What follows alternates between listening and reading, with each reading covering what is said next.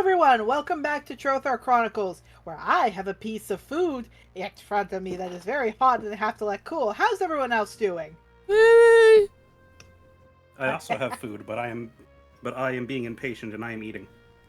Fair enough. No, context. Han and I, it took a little longer because we made 60 cups of broth. I am very proud of myself. That was a lot. Basically, did a lot of good there. I'm very happy.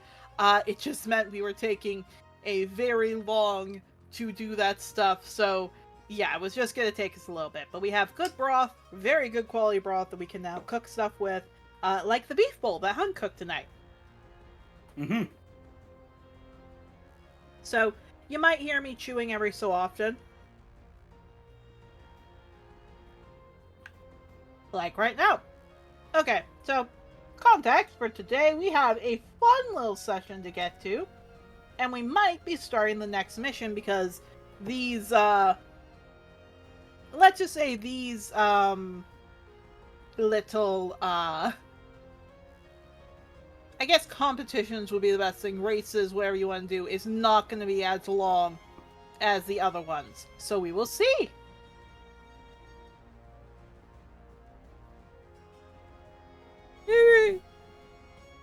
Alright, so.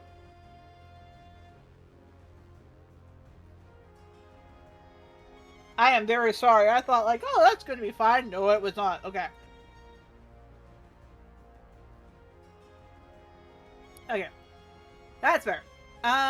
Okay. So, what I was going to say is there will be a few changes coming to the channel. So, number one, currently right now, Darling Den, sorry, not Darling Den, that's the wrong thing I'm looking at. Darling over here does a fantastic job, and he does the recordings. However, due to the fact that I have a stronger computer now, and the fact that his computer is starting to also peter out, I'll be taking over recordings. Not this one, but the next one. So you're going to see probably not as steady a hand, if we will, doing the recordings. I will need time to get used to it. I'm very sorry. You're also going to see, because we had this request from a few people, that the bottom of the area is a little bit sad, that there's, you know, nothing there, because before we had, you know, a few people there because they were the other members of the group. So instead what we're going to do is we're going to get pictures of the dragons. And when an NPC takes over, the dragons will be in the little shields. For now, we're going to have the dragon as well as their color or their type and their name to help fill that in. That's part of what we're going to be doing to build it up. Why it's going to take a little bit to get that, however, is because little old me is finally getting her surgery, fingers crossed, this week. It'll be long finished by the time we post it. The next recording, I will probably be like, I am out of surgery in pain. But we will see how this goes. Point is, we're gonna need a little time. So if things are a little wobbly or they're not working as well, I'm really sorry and thank you all for understanding.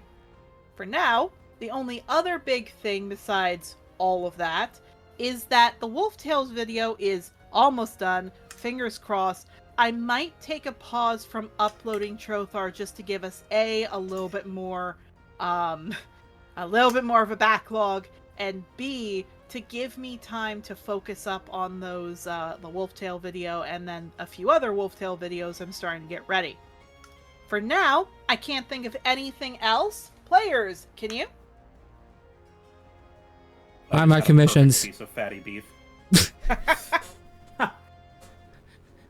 Good for you. All right. With that out of the way, let's get our warnings going on. Trothar Chronicles is not intended for young audiences and may contain themes such as violence, sexual assault, trauma, animal abuse, and at times Greek-inspired incestuous thoughts that will never be played out. As well, the upcoming warnings I have to give, depending on what will happen today, is mortality, but also drug abuse, sex trafficking, power imbalances between poor as well as rich, talks of pimps, as well as general abuse towards women and minors. If this is something you are not comfortable with, please take a step back. We don't want anyone feeling uncomfortable. This will probably happen near the end of the episode, but it could happen a little sooner. As well as hospice and general themes because of what's going to happen. Hospice and general themes of just terminal illnesses.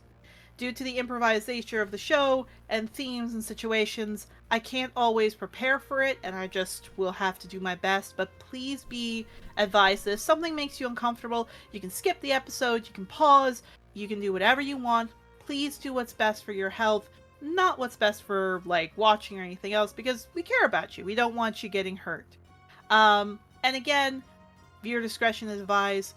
Please take this at your own pace. Players, are we ready to go? Wow. Alright, so we're gonna change the music. So, the last session, as we change the music, gets clicked. There you go. Last session, everyone participated in the final bits of the group event. This resulted in some fun time of beating out a few teammates, unfortunately being taken down by Sapphire's team. Sapphire did not win the competition, however, as did a few of the others. Instead, Wolfberry's team won, and when Willow was going to do something stupid because he wants to fix what's going on with him, which we'll get to in a second, the I cannot remember what it's called. It's been a bit because we didn't record for a bit. I think it's like No, not Celestials. I think it's like the devotee sensor is what it's called. Oh yeah. The magic item that was won was given to Willow because he was trying to be a gay little fella and wanted to get his partner something sweet. Willow, suffering from Celestial's wrath, was given the unfortunate news that is not looking like 10 years, that is looking like maybe 10 months, maybe less. It's getting bad. Of course, Clover apparently woke up feeling very groggy, unwell, and Swiftmite apparently pushed Willow's buttons a little bit, saying how he shouldn't tell people he's going to be fine when he's not. This resulted in Willow heading off to the lovely little Agnes and possibly Ulysses temple, when it was mentioned that Agnes possibly left this curse on him. It's not 100% sure what's going on, but before he got to that, Wolfberry took him aside and was gay. So everything is all said and done. Things went okay. Everyone took time to breathe. And of course, because I cannot remember if I mentioned this or not, Yarrow's family is probably going to be leaving very soon, with the Willows following close behind. But for now, we have to get to the next day. Yeah, and starting off, I need all of you except for Willow to roll me specifically to roll me an initiative. Oh. Okay.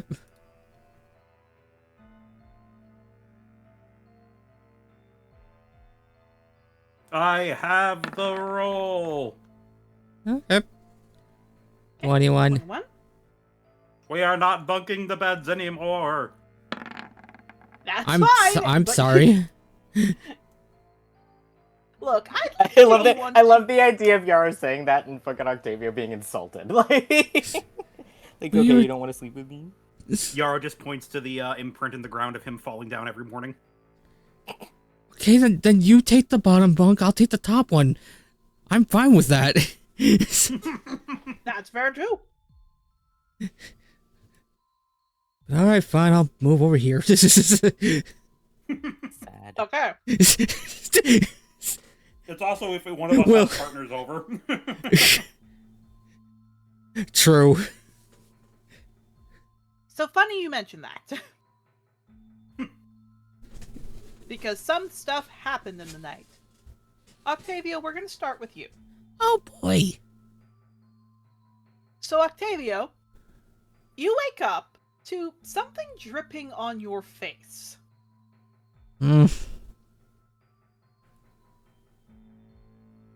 And when, you have something dripping on your face, you kind of blink your eyes, you look around.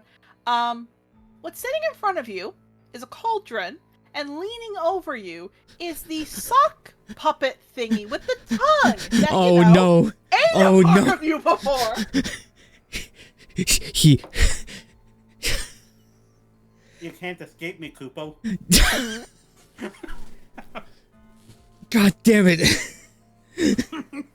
Yes, as a reminder, this is a character that Hun made named Chevron, now turned very evil. He was not evil before. I just made him evil. He's just laying there. He has the most terrified look on his face, but he's not like backing up or running or anything. He's just kind of like staying as perfectly still as he possibly can to see if they'll just leave. Yeah.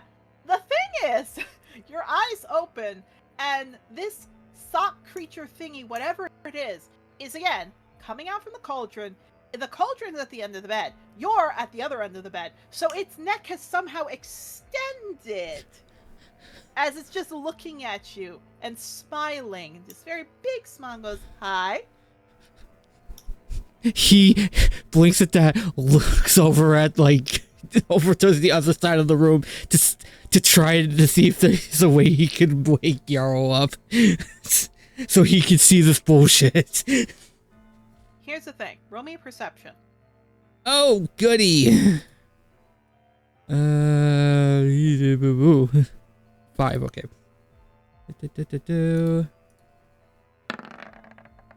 24? So I forgot to change this.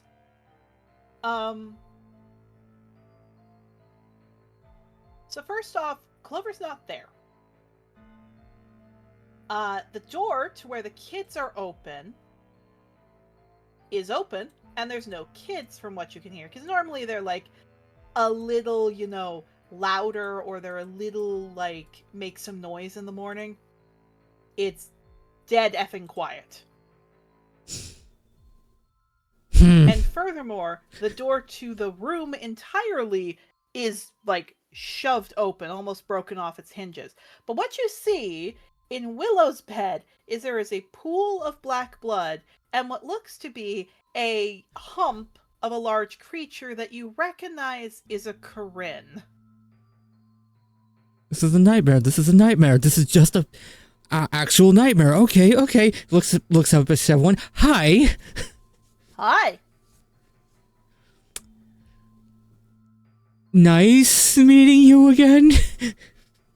Nice meeting you too. I was supposed to say sorry. It kind of looks down his arm. That. Your mama wasn't happy with that. My mama?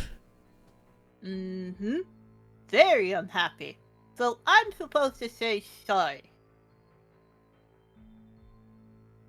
I thank you, I guess, but who exactly is my mother in this regards? I'm not supposed to say that. Otherwise, it'll ruin the surprise.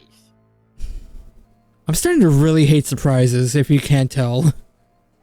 Well, I love it. I didn't know you had a dead thing over there. Do you want it? He's looking over at where fucking Willow is. No. Don't. That's one of my friends.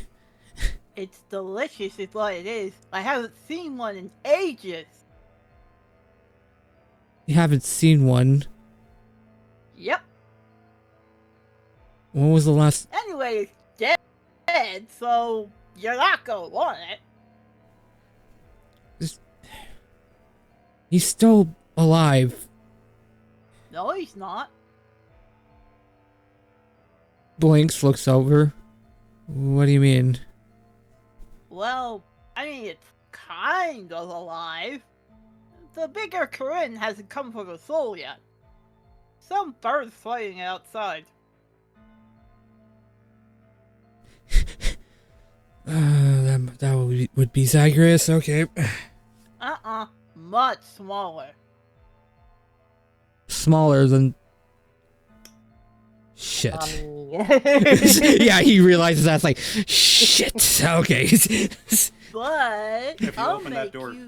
I'll make you a deal. I said sorry, so I'm squared up with your mama. But if you let me have a little snack from him, I'll bring him back. You'll bring Willow back from the dead. Yes, I will gladly do that if you let me take something from him. You need to roll an insight on this motherfucker real quick. Go ahead.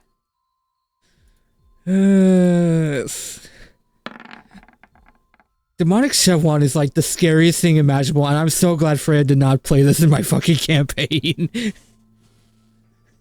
I mean, I didn't play him totally unhorrifying. Not unhorrifying, but not Eldritch, like, God type of bullshit, because that is actually frightening. If Chevron actually had godlike powers.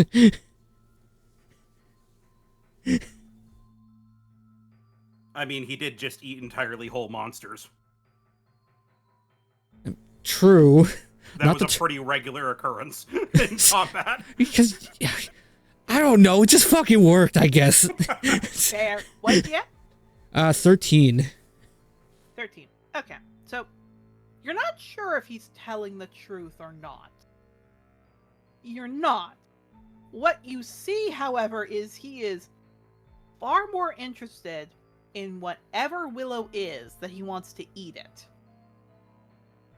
Specifically, he looks at you. I mean, if your mama didn't want you, I would gladly eat you, but I can't eat you. And that one points at Yarrow. That one's already called for. But him, I could love to make him something. I'm sorry, somebody wants to eat me already? That could be going to eat you already. He kind of looks at us that's like, I do not like what that implies with Yarrow either way. No. Want. Why do mortals not get want? W-A-N-T. Want. Want. Yup. He's already called for, and you are too, but not that one.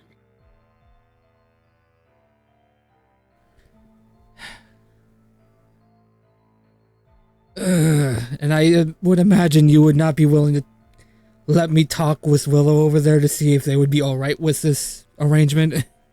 I mean, you can, but the dead baby's coming pretty soon for the soul. That dog plays a big one with the jackal.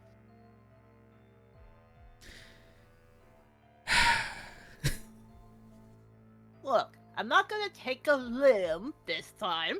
I'll just take a little bit of blood for a little broth, a little enchantment for my woo. For your... Okay. Tick tock, Shadow Boy.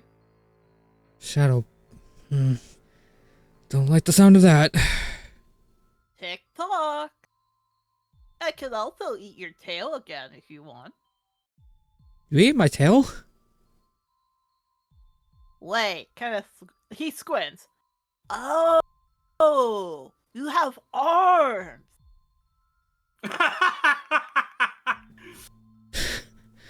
Yes, that's that is what the most in-character thing he's ever said. Just... Thing is, from the cauldron comes what looks to be, across his body, tails, limbs, legs, mouths, and he just smiles. I just get whatever I eat. I usually get tails. That is... So, do we have a deal, Shadow Boy? Tick tock, tick tock, tick tock, tick tock. And you're not going to do any kind of harm to him once he's resurrected? No! Well, maybe. But that's the gamble you gotta pay. Maybe he deserved it.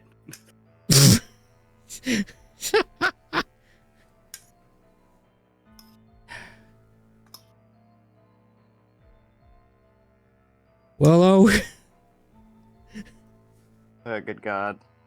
Willow, you can't talk. You are. I know I can't. I know I can't. That was You me. cannot. Oh no.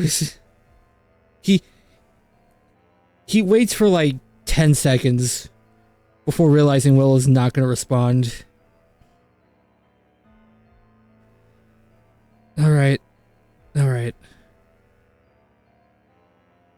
He doesn't even wait for you to extend his hand, like your hand. He actively grabs it, shakes it, as two rings appear around both your arms and his arms, or more, his tails and mouths and legs.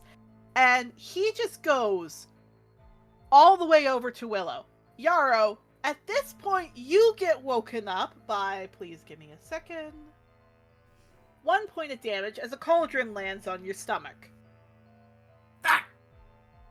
And you see a giant, what looks to be sock thingy in a cauldron with arms, legs, and mouths, leaning over Willow with a big tongue. And because you can finally see these again, Octavio, scimitars for teeth.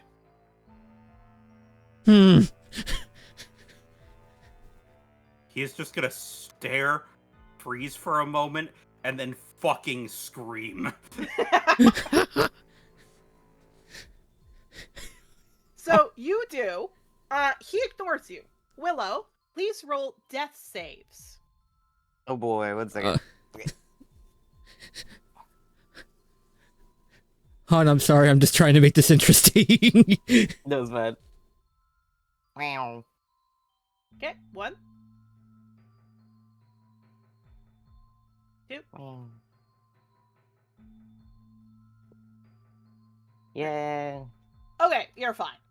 So he doesn't actually do much. He just bites. It looks like Willow, I will say, in that time, it was dark, and once again, you felt like someone was there. But unlike previously, when you saw them, this time you just hear voices. Muffled voices. Sounds of clanging armor and shields. Then you wake up to your arm with two little, what looks to be very big fangs tipped into it, as your blood is pooling in this sock creature's mouth. Clover's not here, the kids are not here, and it's just looking at you smiling. Yarrow is screaming, Octavio's looking worried. This is what you're seeing.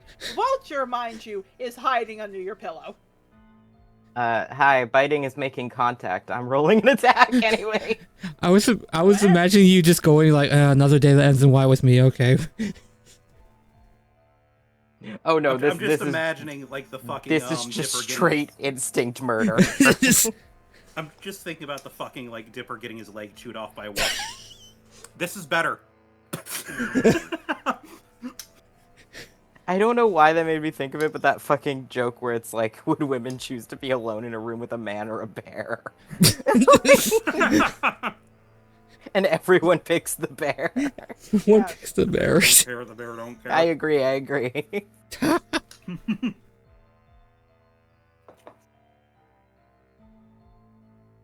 +8, okay. 26! Miss. That's Jesus fine, Christ. she's trying to cast fucking Maim. Yeah.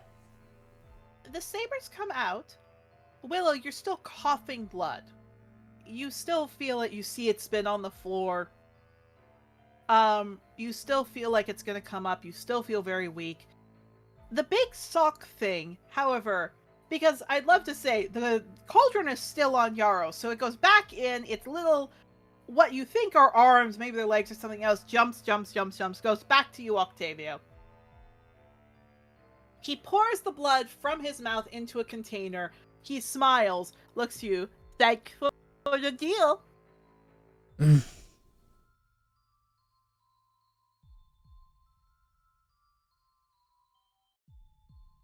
It's not particularly happy looking. Yeah, it looks back to you. Oh, come on. I haven't found one of you in eons. Let me have this. Just growling. He just smiles, looks to you, Octavio. As for you, shell boy. Don't worry. When your mama's not looking, I'll roast you on the spit with potatoes and carrots until your screams come out in the fire, and when your last breath leaves you is when I'll sink my teeth in. Have a good day! And he just disappears!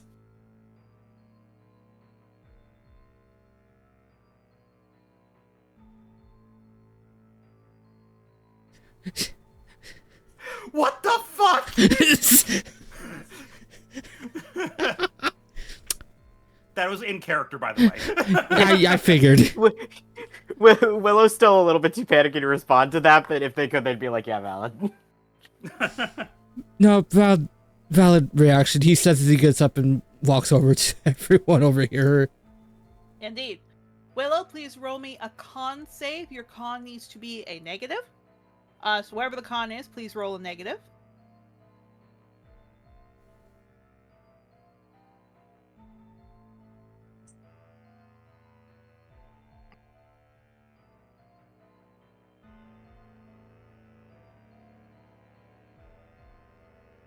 No. Oh God. Okay. Willow, your health had been returned up to full. Please take 6 points of damage. Yeah, just gonna lie down. You do. You do notice, however, Willow, you are leckerin right now. So, a little different. Yeah, they're too tired to fucking deal with that right now. Indeed. Before any of you get too much time to talk, Willow, I will say you hear outside your mom's call, and you hear Clover and Honeysuckle come running down. Honeysuckle looks to all of you, specifically you, Octavio, you, Yarrow. She looks, alright, stay there. And she's coming over to you, Willow, and just blinks. Do I need to question if this is a celestial thing or a furry thing, so I know? Just doesn't answer, too tired. Alright. Con's back to normal, but you still have to roll high. Yeah, that's okay.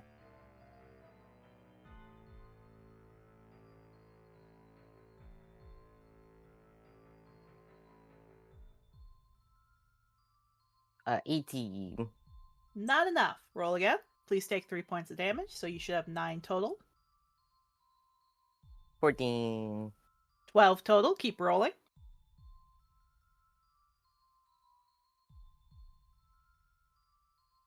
15. Keep rolling. No. That's the wrong direction we want! 18. Keep going. Please let me just run over there and cast enhance ability. Okay, if you want, you can cast This is Yarrow's hell. 21. Somebody's in trouble. Oh, I gotta go help them. Stay there. Okay. Okay. Yarrow's just Bear's forced to watch this. Which one? Bear's endurance. So All right. also let me roll some temp HP for you.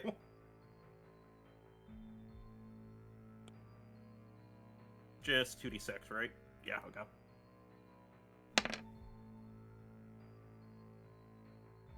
8 temp. Wow. Nope. So 14. Get advantage. Not helpful. Alright, so 14. Whew. Yeah. That's the number we're looking for.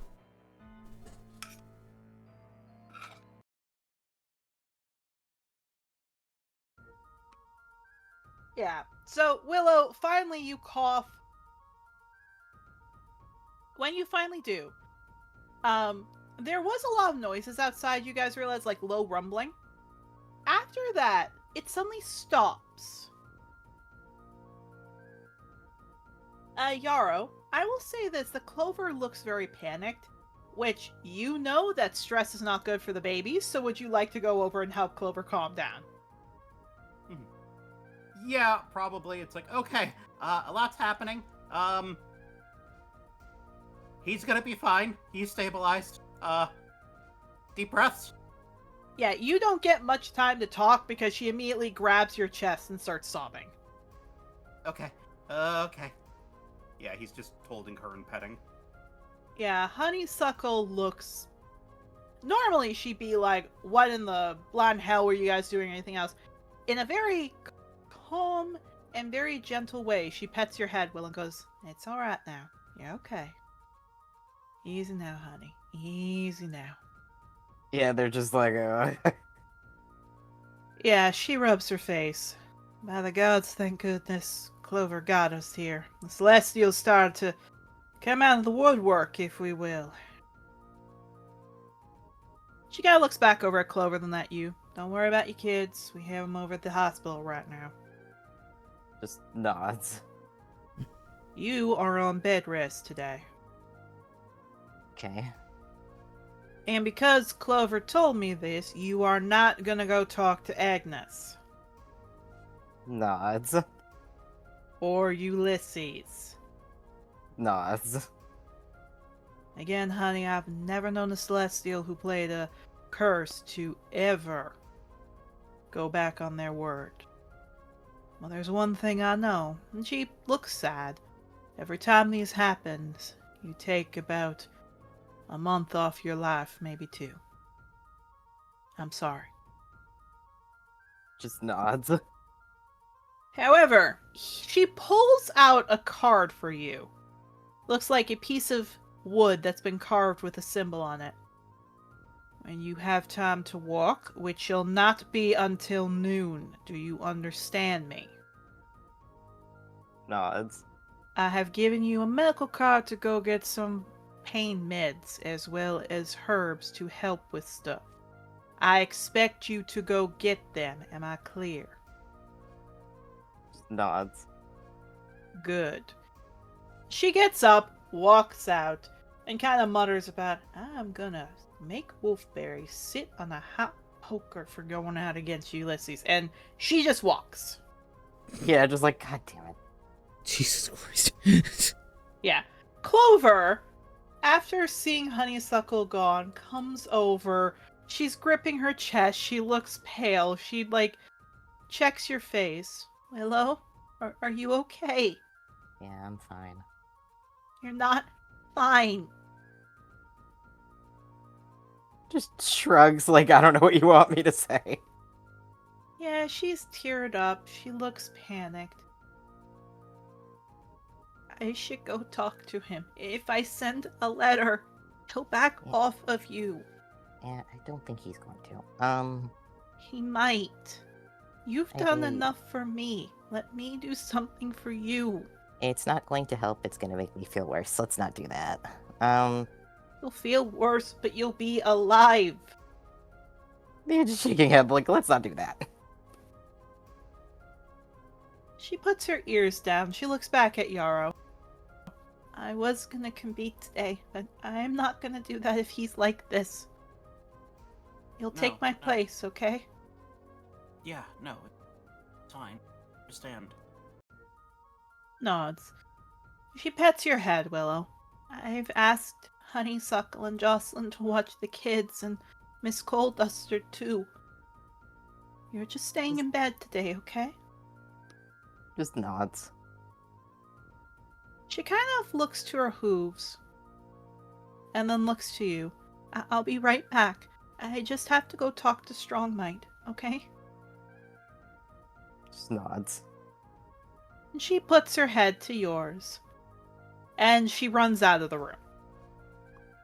For one final little thing before you all get time to yourselves, coming on in is a vulture who does not have any glow in his eyes, flies over to you, Willow, and starts to nuzzle you.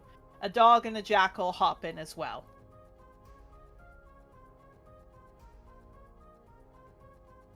Yeah, just like, Yeah, they see you're not looking good, so they look to each other. Henriette licks your head.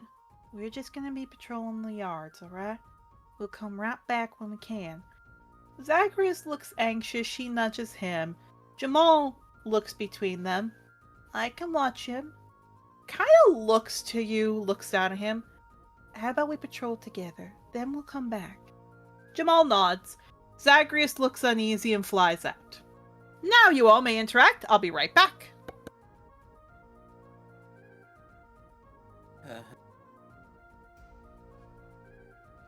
You okay there, Yarrow? I don't think I'm the one that you should be asking that to. Yeah, well, looks over at Willow. Hate to say it's obvious, but Just shrugs.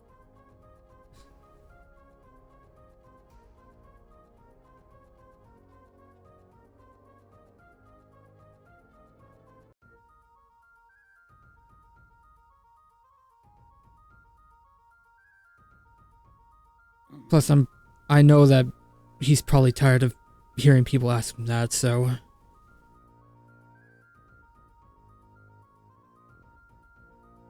Yeah, they don't particularly disagree. Yeah. Yarrow's kind of like looking at Willow, and then he kind of looks down a little bit, like he's trying to figure out what to say.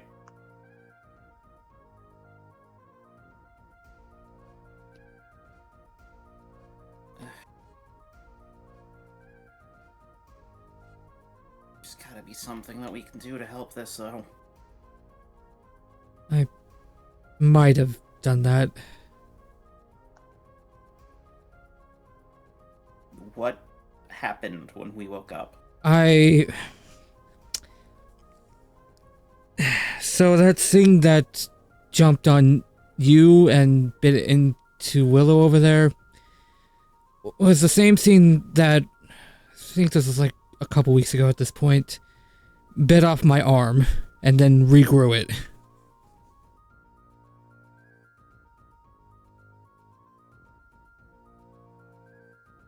Okay, what was it doing here? It was at first just giving me a warning, but then he just looked at Willow and said he just wanted some of his blood for a rue. Then he said in return that he'd make sure to protect Willow, or bring back Willow. But the way he speaks, it's kind of hard to figure out what he means and what exactly he means when he's talking, so...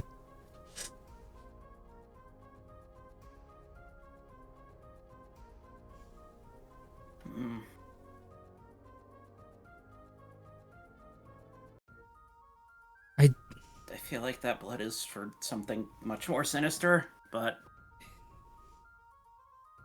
I mean, it's not like we have much of other choices, do we?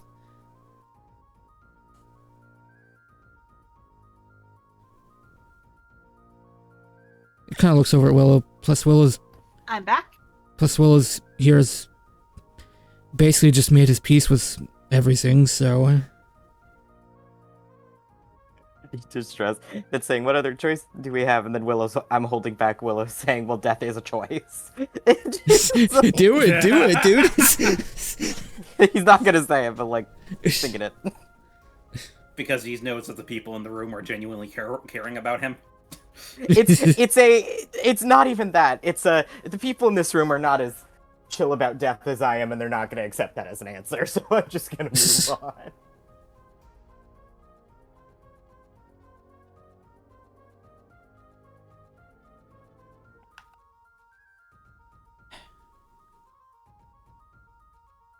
Look, I'm sorry, I was trying to wake you up before, but considering this kind of motions to what Willow is right now, considering all of this, I don't think I was going to be able to wake you up for you to get your opinion, so... Just shrugs.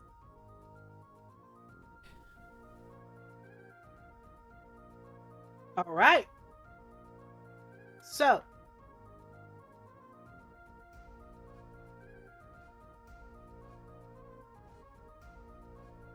does anyone have anything else they want to say or do? I mean, there's a lot I want to do, but it's just not possible. Some things will work themselves out. Others, you'll have to suffer a bit. Willow knows this well. I don't think suplexing Ulysses is gonna work itself out. Baby.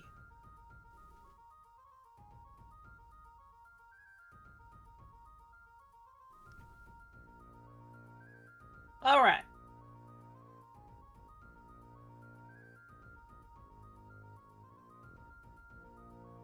Okay. So.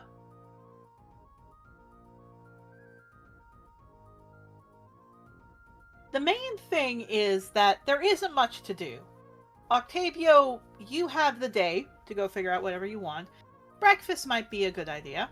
Yarrow, you two should probably get to the tournament. And Willow, you are once again in the bed. Yeah. In the bed. But perhaps when Clover is not here, you can sneak out if you'd like, or you just sleep in bed. Nah, just get a chill here. Fair enough. Alright, so Yarrow, Octavio.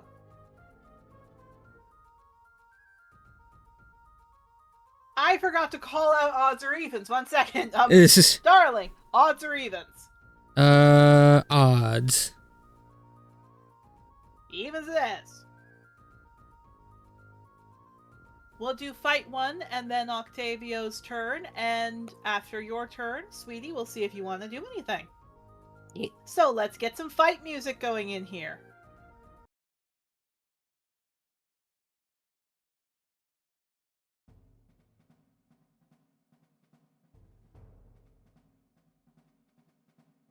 Alright.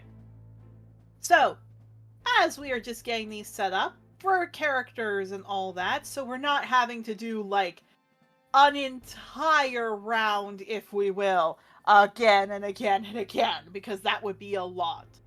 What we're gonna do is we are going to do basically just what we did for the fights with, how to describe it? Like, the fight in the forest. We're gonna be doing that.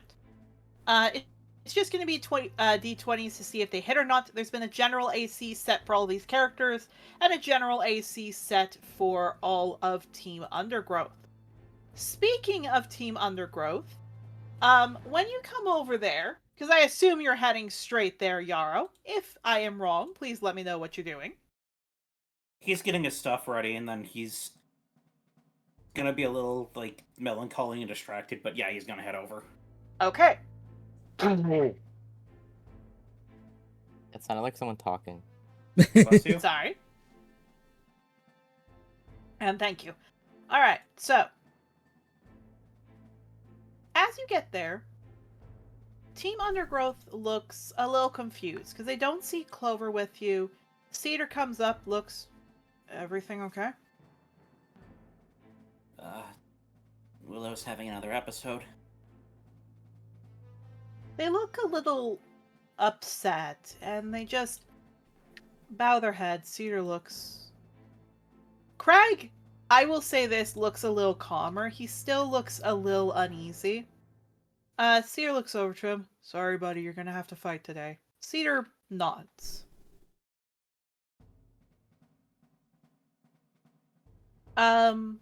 Masai leans her head over, which I will say Mountain and Soaring are not that far off. It looks like they're going to come over soon. Masai looks over. He's a little shaken up after what happened. I understand. And Yara looks to Craig. Well, if I'm going to be fighting with you today, then if anyone tries anything like that again, I will dispel it immediately, okay? He smiles. He comes over, and again, he's smaller than you. Even though Cedar is the tallest, he is a little smaller than you, so he just nuzzles your nose a little. Yeah, he blushes a bit at that. Yeah. Mountain, you do see, doesn't have the kids. She kind of looks like her ears are down. We got woken up by Clover telling us that there was blood on Willow, and we kind of ran, and then there was a lot of booming from Celestials. So, you know. Are you okay? We're fine. Soren looks over. Yeah, I forgot the Celestials love to go at your asses like crazy. Holy shit. Yeah. Yeah,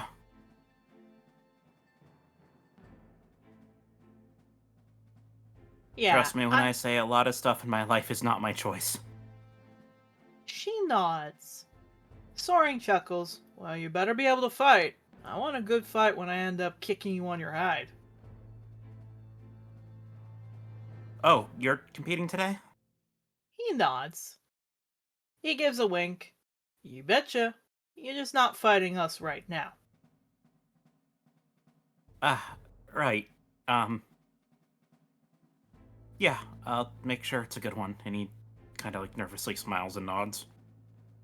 He smiles. He kind of looks over and scratches his head. Can I talk to you privately? Oh, yeah. He'll walk over to the side with him away from everyone.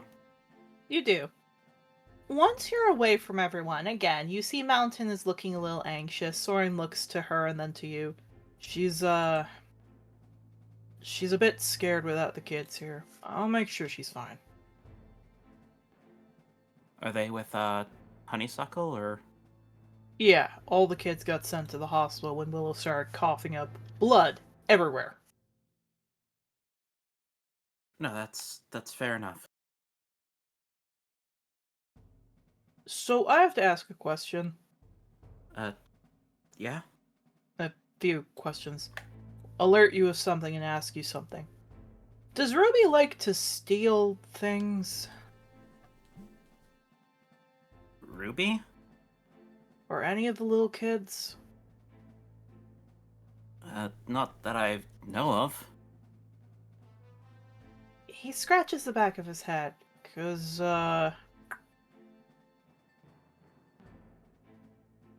there's been a few things missing from my bag, and I want to know if it's fine. What's missing? I had 2 diamonds. Not necessarily like gem-cutting diamonds, they're revival diamonds. My dad's been giving me gifts to try and make everything up.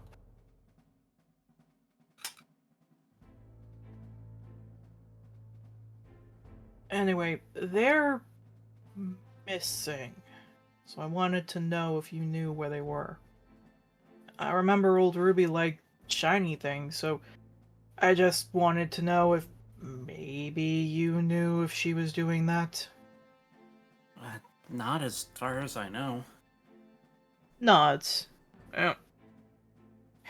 I mean, I was gonna get rid of it anyway, because my dad and his boyfriend is, I guess, trying to make me happy. I don't know.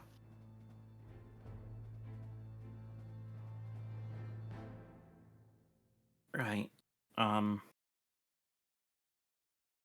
I mean, to be fair, if they give you stuff like that and you don't want to hang on to it, we'll take them. It's useful for the things that we do. But that is weird that that's specifically what was missing. I feel like there's a lot of other things in your bag that she would have taken first. Oh, trust me, there is other things.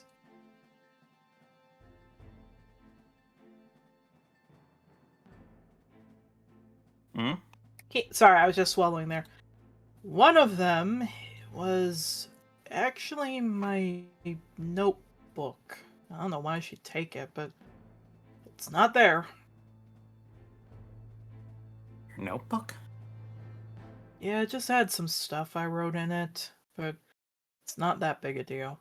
I don't know why, it's just not there.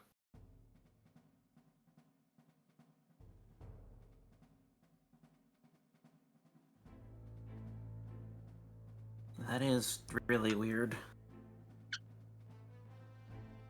I can't say that I know. What? He kind of, looks like he's thinking for a bit. Nothing makes sense to me. Was there, like, any fur or scale or anything that, like, left behind? Not really, just some ash. Ash? Yeah, that's why I thought it was Ruby, because you know, she goes, fire.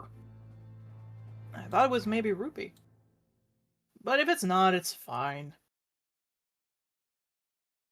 Look, I wouldn't put it past, kind of looks like, I wouldn't put it past someone like Pothos or any of those guys. You know him trying to be as charismatic as the guy actually like, and he puts his beak to your nose. Mhm. Yeah, but I can't imagine one of them dropping ash. He kind of, like, actually... Like, he starts rubbing his head a little bit. For some reason, that sounds familiar. I just... Huh. I don't know. What I do know is just every time I sleep with you, something of mine goes missing. Specifically when we sleep together. More like in your room.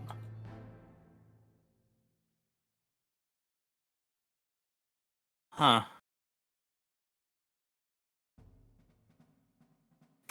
I might do a sweep later to just some detect magics to see if there's something there. Not. Because that's very weird.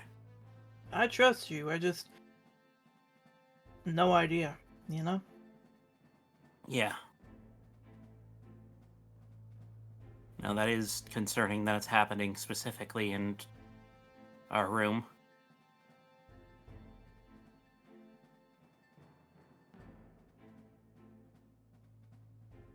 But I can figure that out later.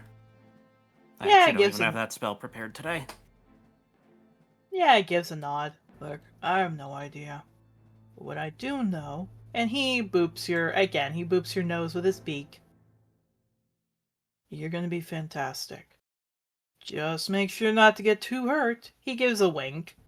I want to test out that leg strength. Mhm. Hey, yo. There's gay shit happening. Oh, it gets worse, because he smiles. If my dad is going to annoy the hell out of me, and just nuzzles his beak to yours, then I'm gonna pretend there's a chance of getting you pregnant. Hey, you two should kiss. Since when do I have a beak? There's gay people. Well, more just nuzzle your nose. Yeah. This is Cries. There's gay people here. gay people. Aw, these gay people. I fucking hate them. Summer has said.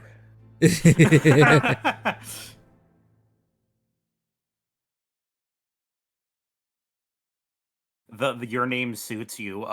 It lives in my head rent free. Dear God.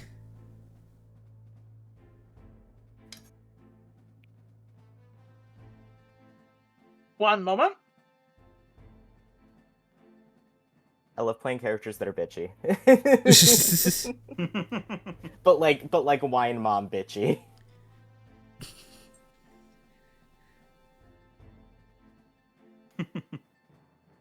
Like Dear. harmless, but like also what the fuck.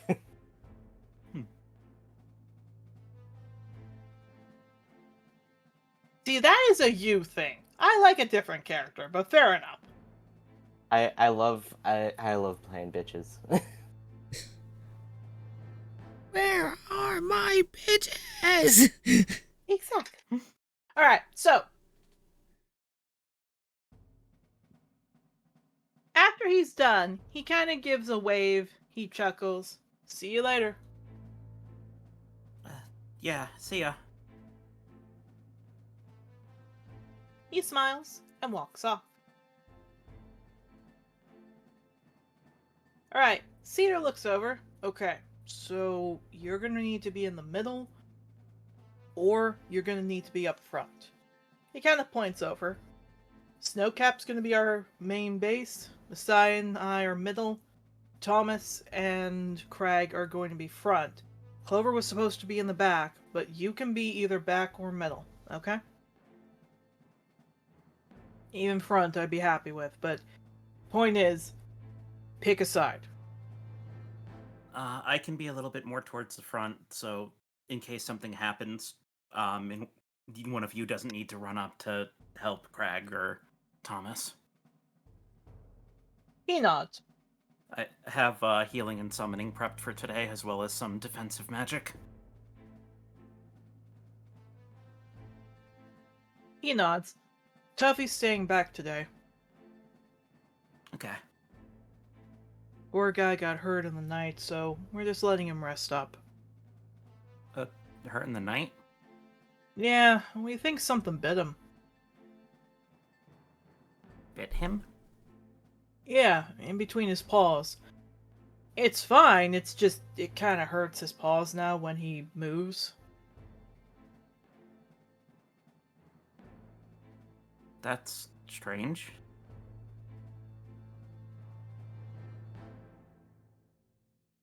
A lot of strange things are happening. Yeah. He kind of chuckles.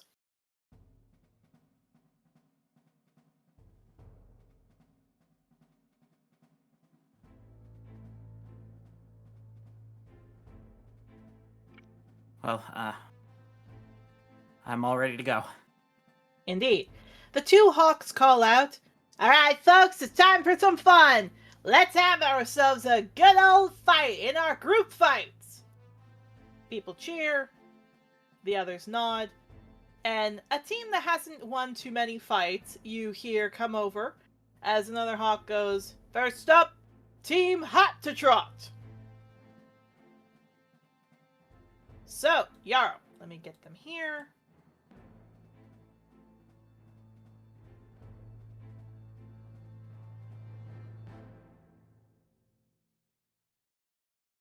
Okay. So, as always, how this will go is very simple.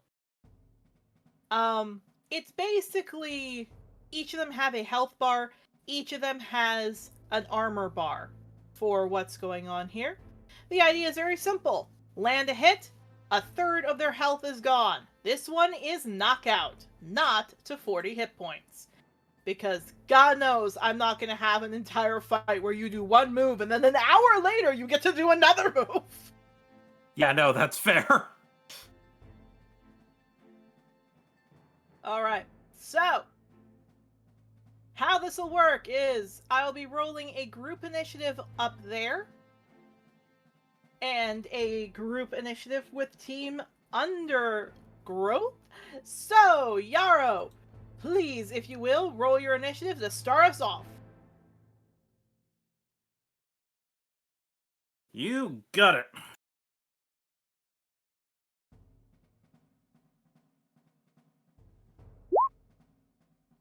That is a natural 20. Well, god dang, you really want to prove yourself. A bit, yeah. Especially since, it's starting to feel like everyone needs more help. Mm-hmm.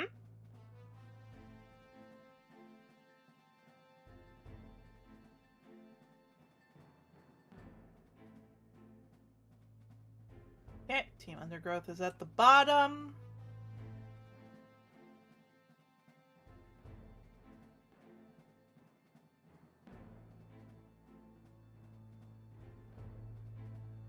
And last but not least, we're going to add everyone to the turn order.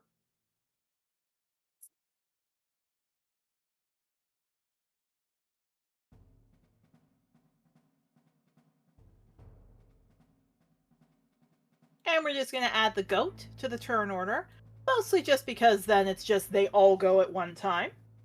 Alright, so for our enemies on Team Hot to Trot.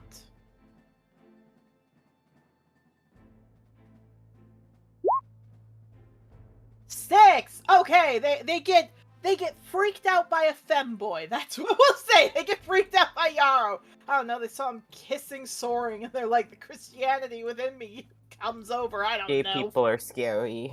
Apparently, gay people are scary. Come on, Hot to Trot. I thought you'd give something. anything good. Jesus. All right. Hi, So, ma'am. Why are you being so suspicious of the cupcakes? You're okay. Cedar. 17.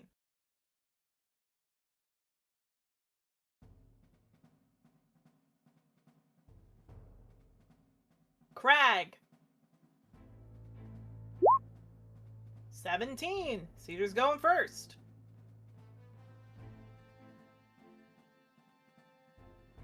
Should we still be on the room map, by the way? No, I'm getting you over there in a second. Okay. Just double checking. Of course. Here you go.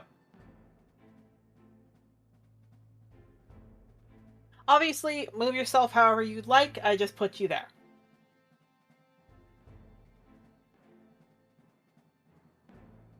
Gotcha. Psi 14.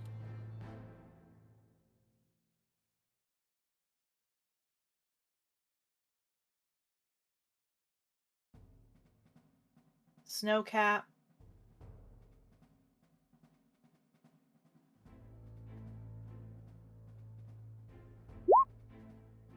10. And finally, Thomas.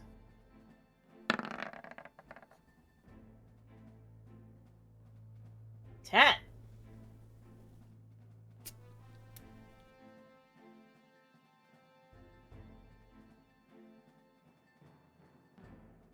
I'll put your initiative in, hun. 1 second.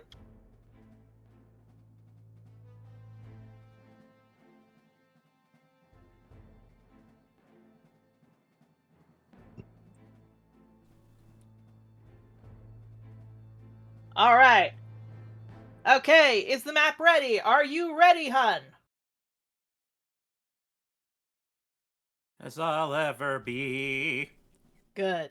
All right. So, if that's the case then, first turn is yours. Awesome, awesome, awesome. My movement is 60, so I can get over there, but getting over there is... Wait a minute. One of these is the guy I already beat up, isn't he? Mm-hmm.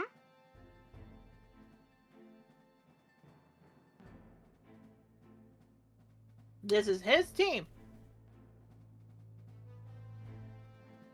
Oh man, we're gonna thrash him thrice. Yeah, he is looking not happy. It seems like he is pointing at his team to go at you.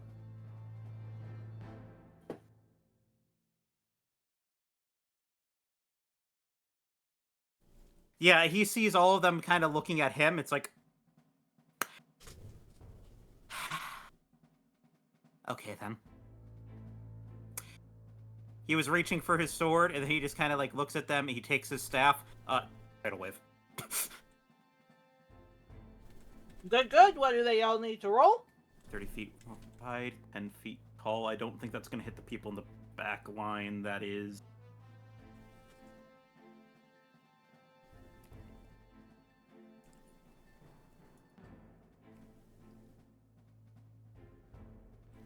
So what is it? It's 30 feet.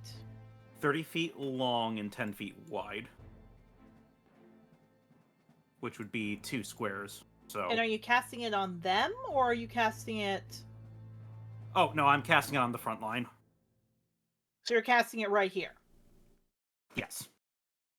Okay, so you're casting it there. Yeah, it would hit them. Well, that's the thing that I was kind of doing. Because it's starting from the center, that's one thing. Because, like, if you push it back, then it's 2 squares. 2 squares is 10. Yeah, no, again, we always use this. So this is 10 feet. Okay, then all of them need to make a dex save. Rule of cool, I'll let you do that. Fair enough.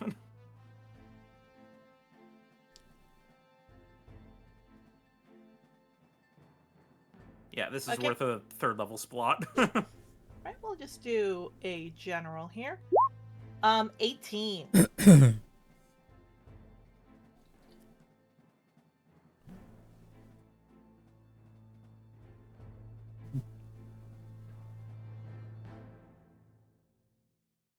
Uh-huh. Is my staff being? Yeah, I'm just checking the math on this. 8 plus 4 plus 6. Yeah. Okay. Yeah. That's gonna be a success. All right, how much do they take? That will be half of 4d8 bludgeoning. None of them get knocked prone. Okay.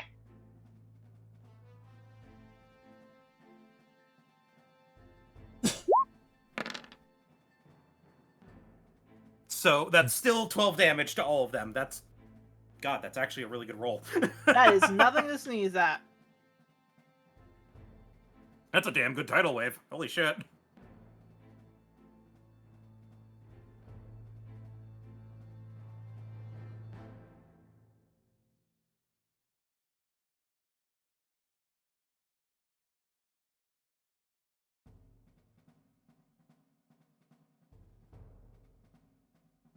Yep. So you swing your staff, you slam it down. First bit over, they're a little surprised. They don't get pushed back, but the tidal wave whips at them, giving them all quite a bit of damage. Cedar, Crag, and the Unrest do smile at you. The Hawks go, and with a wet start, we see who gets the top here. At which point the other one goes, please stop saying that. At which point, going over, we see that, all of them look annoyed. They haven't been fully knocked out. The back one, the goat, does look a little bit more, like, tuckered out compared to the rest. But it looks like the front line is 5 very unhappy fighters. So, they basically just give a stomp, put their horns down, and they look ready to go. All right. Can I ask for a tiny, tiny bit of meta information real quick? Of course. How many rounds do we have to fight before we get a refresh? You will have to fight 2 rounds. Okay. Cool. Basically, if you get to the semifinals, then you'll get a refresh. Well, Cool. refresh Cool. when you're done. So Yarrow's gonna move up here because he's gonna be part of the front line. Okay. And that is a of action. Do I have a bonus action I want to do? And I get short rests in between? Yeah.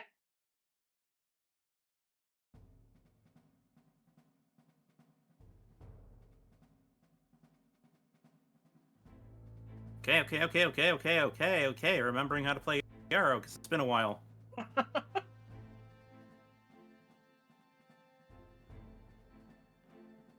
All right, I am gonna summon my dandelion back here to give us all a strength aura and some temp HP.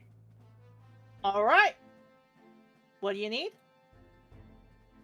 The dandelion back there with a aura of 30 feet.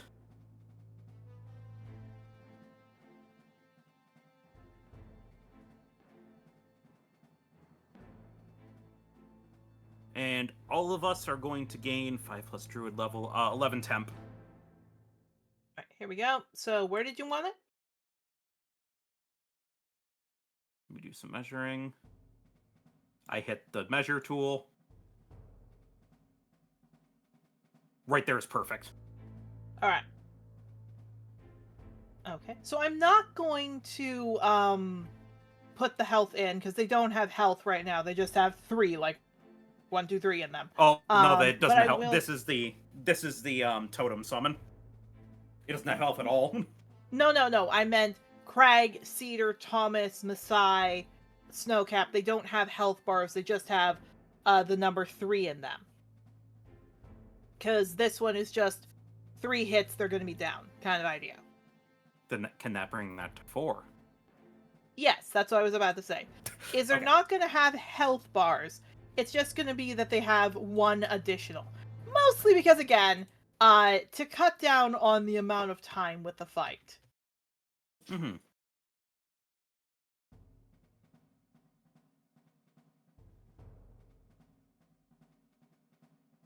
Okay, and then that will be my turn. That will be your turn. Okay, so each of them have technically, ironically, that tidal wave knocked out almost a third of all of their health, so this will be interesting. So Cedar's turn. He doesn't have any of the really cool spells. However, here's something you notice, is that Yarrow, I will say for a fun thing, you do smell there is a bit of smoke. As you realize, he swapped Tuffy. He swapped Tuffy for fire arrows. Ooh, okay.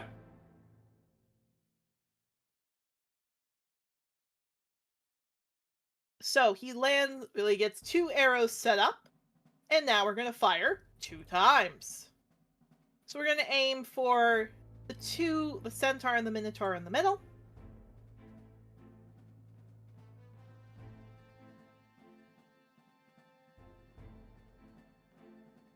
So 1 hit, 1 miss. So we are gonna take a general 1/3 off, meaning he only has 1 more hit he needs to make, and then he's down. Cedar pulls back his bow, whistles. Next up is Crag. And we're just gonna check this distance. 60. He's got 60 unarmored, good boy, and he is going to come in with 2 lovely little hits.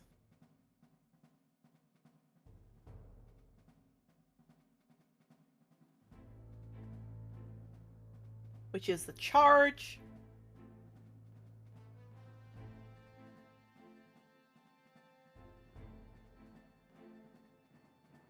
I'm learning a lot about Team Undergrowth these days. There we go. So 60 feet of movement. He's going to jump over the dandelion, aim straight at him, and we are going to do a lovely little warhammer attack because this boy needs to get some of that energy out. So. Good boy, Craig! Oh, God. Good boy! So that'll be 2 hits, which, y'all ready to see a knockout? Oh boy. That'll be 2 hits with just the nat 20. 1 second. I'm guessing for them a nat 20 means 2/3. Yeah, 2/3. So you got out a third with the tidal wave. He got out 2 of those thirds with this knockout. And for a little bit of flavor, I'm going to say he just knocks this out all the way to the park with the warhammer, and then twists it over and hits this guy once for another point gone.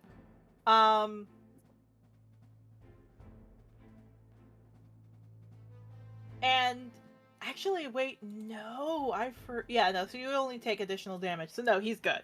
The charge feature, I'll say, also covers off any of that. Crag snorts, stomps his foot. Masai's turn.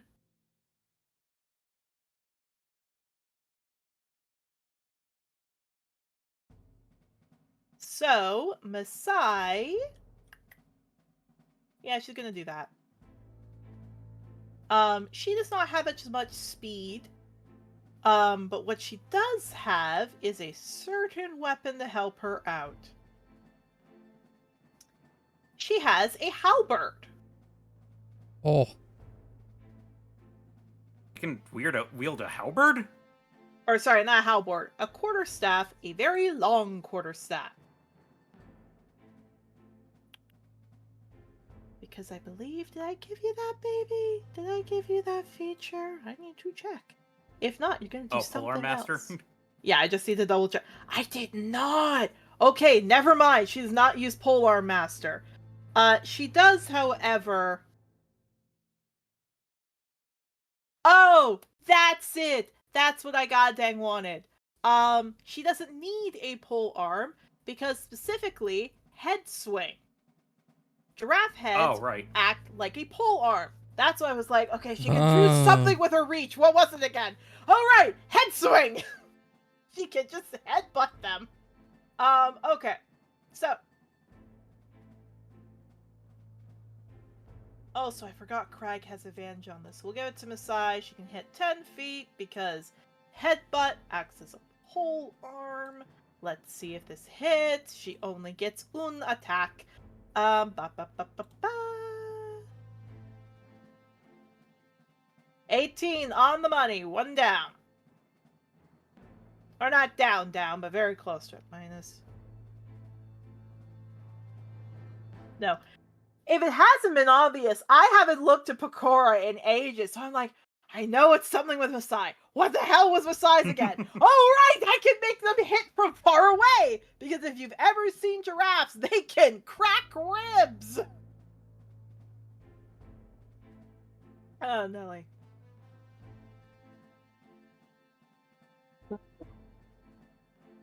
Thomas' turn!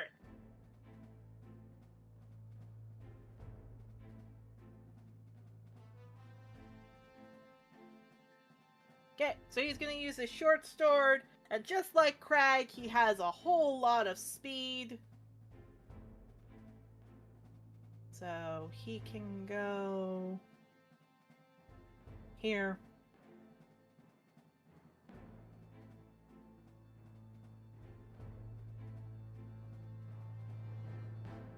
Okay.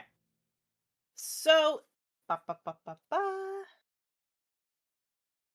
Thomas is going to do a stabby. We're going to do that. So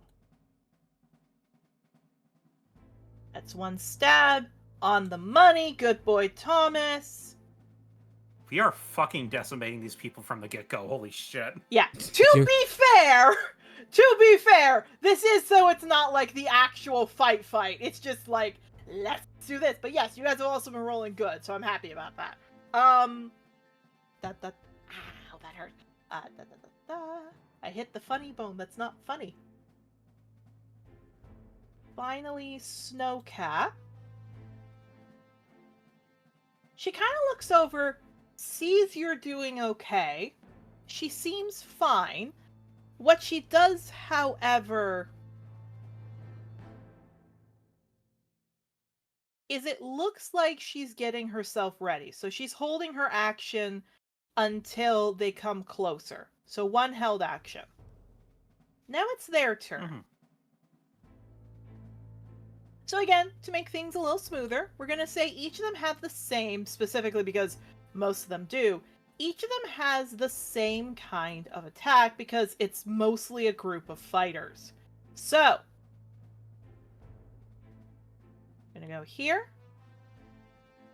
We're going to go here. And we're going to go here.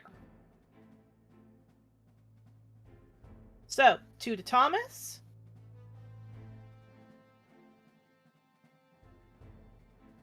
Well, that's an advantage. So an attack there. So they each get 2 attacks. So 1, 2. Thomas' AC is 20. So that's a miss. Next one. Is he a monk? Miss. Nope. He just has something that I wanted to give him. Which is that he's a rogue.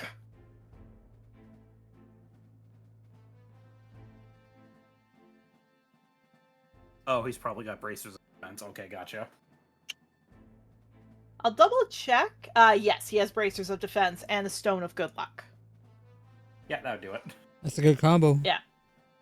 He is. It's an extremely good combo. That's wonderful for unarmored fighters. 1, 2. So second attack. Only one of those hit. So yeah, Thomas gets a single hit on him. Yeah, it looks like, again, he's dipping, he's diving. You see the satyr tries to stab and hit. You see the moose Pecora, however, does jab him because as he's dodging the left foot that he tried to swing in, he, like, shoved him with his horns, which did send Thomas back. Crag looks panicked. Here's the funny thing, however. What I will say, Yarrow, is, despite the fact that did hit, the temporary hit points did help them feel better. So it looks like they're still doing fine. They're doing okay right now. Thomas doesn't seem too battered up, which is good. Now, as for Crag, he's only going to get... Well, he's also going to get 2, but unlike the others that are up front, these 2 pull out bows. They, however, only one of them will get the herd advantage, because they are 15 feet close to one of them, so one of them will get this, so 1, 2... Ooh, that's a 2-pointer on Crag. And let's check. I need to remember what Crag's is. Nat 20, or that would be a 20 as well, so only the Nat 20 will hit Crag. He too, if I remember correctly, has a Bracer's Defense and a Cloak of Displacement. Oh, then it's not advantage. I was trying to remember, because it specifically... It doesn't say range attacks, because these are arrows. Well, it's any attack, like single attack, is disadvantage until 1 makes contact. Well, yeah, so the Nat 20 hit. It hits no matter what. Oh, What I mean is that it wouldn't be advantage. No, I Yeah. get what you mean. I get what you mean. So, Yeah, it wouldn't hey, be advantage, so it'd be the base 20 first. yeah, so base 20 and then the Nat 20. So he's still taking 2 hits, unfortunately. Actually, I probably just screwed myself into that being worse for him, but Yeah, about that. rules be rules. Rules be rules, and we have to do that. Which also means he's taking an additional point because the armor is 20. So yeah, Thank God I gave everyone temp HP. you do. Funny enough, what I will say is, again, something about the arrow. The crossbows seem, I'll say for a little flavor text, the crossbows actively seem to scare him, Yarrow. That actively seems... The bow seemed fine, but the crossbow seems to make him scared. Now, to be fair with this, he has 1 more attack from the centaur, as they both have crossbows. However, those miss. So he does look pretty badly bruised. Next turn, I will have Masai use her action to help Crag. Specifically for what kind she is. The Minotaur, however, and the other Minotaur are going to go after Masai with 2 axes. Both of them get both of them have 2 attacks. So, 1, 2. Ooh. Okay, so that's the black Minotaur and the brown Minotaur. So we'll go the white-haired Minotaur. Get a nat 20. So that's 2 points. And then the brown Minotaur. And I'm going to double check Masai just to see if... Yep, okay. They all had bracers of defense. So... Yeah, so just looking at this over... Yeah, so it's not a nat 20. That's good. The unfortunate thing, however, is that, unfortunately, Masai just needed 1 additional, or not 1 additional, so it had that here. And then, yeah. So unfortunately, Masai's out. Because unless I'm mistaken, or is it a... Hold on. I'm getting mixed up. 1 second. Un moment. Okay, so hit, miss, so that was 1, so 2 hits because of that 20. Hit. Yeah, she's out. So Yarrow, unfortunately with a little bit of a clobber, if we will, Masai goes down. 2 elves come up, pick her up. She's out. So basically, you guys took out 1, they took out 1. The unfortunate thing is, you have less people than they do. Cedar gives some whistles. You don't know what it means, but Snowcat nods and she looks like she's ready.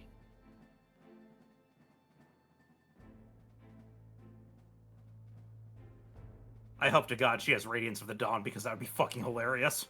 She's got something.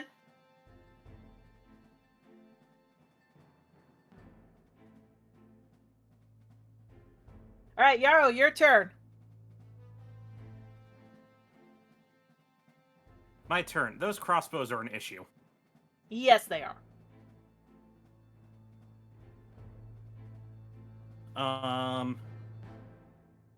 For right now, let's free up Thomas a bit. So Yarrow's gonna run over here, and he's gonna use his action to take his scimitar and take a swing. Okay. Switch the scimitar. 6 with advantage.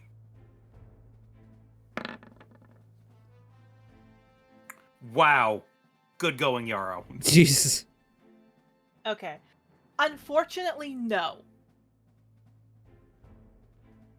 That's fine. That'll help Thomas. It will. For my bonus action, or wait, no, this had to be an action. I got my order mixed up. I keep thinking that the ones because of my totems that my summons are bonus actions, and they're not. Yeah. So hold on, retract that. I wouldn't have done that swing. Okay, fair enough. For my action, I am going to cast Summon Fae. All right. I know what this is coming. And the red cap is coming back. Yeah. You will see Yarrow has like this little squeaky thing beside it, and sure enough, red cap right there.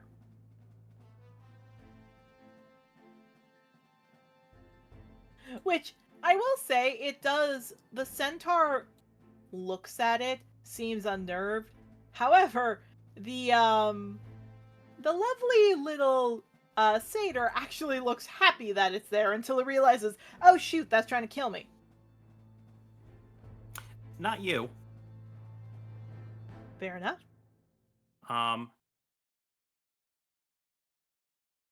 Then for my bonus action, I am going to Healing Word Crag. All right. How it will work is, instead of it being a health, how it'll work is that for each 10, I'll give you a point back. Deal?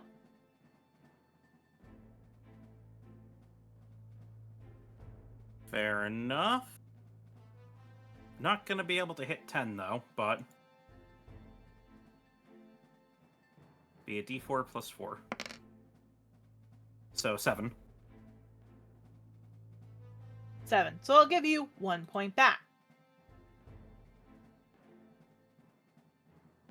I hit the wrong thing. 1 second. Ah, That should be down to 1.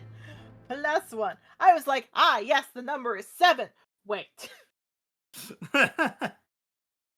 Then after that, he's going to look to the red cap and he's going to point to the back line. Take care of them. The red cap nods, and it looks like it'll head that way. Okay, Yarrow. The satyr will get a chance to hit at it. What's the health bar I need to put in for the red cap? No, it doesn't. Oh, he doesn't. Because it is going to use, on its turn, its bonus action to face step. Fair enough. You finish your turn?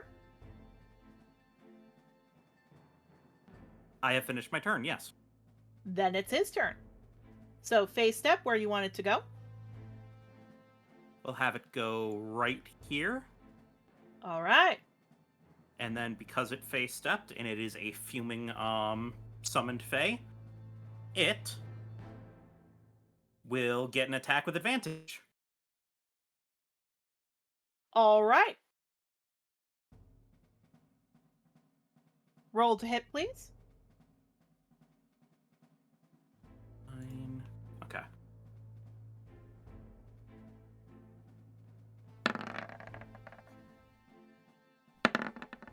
I think a 26 will hit. Aiming for the goat, just because they look weaker. Yes, it will. Okay, 6, 3 plus slip. Some damage, first damage. Okay. So it's a 3rd level spell, so plus 3 plus 6. Okay, 2d6 plus 6. Okay, got it. Roll your damage. I also accidentally hit the wrong thing. For 10 damage! Hey, that's not bad. So the goat has had 2 hits on it. 1 more and it's out.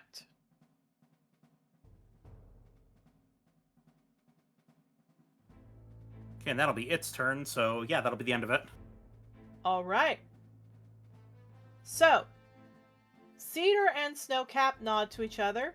So Cedar grabs Snowcap, and he is going to go right here. And he is going to place her here, so she's got a good clean run next time. And then Cedar, just to get him out of the way, is aiming 2 fire arrows. He's going to aim 1 at the satyr.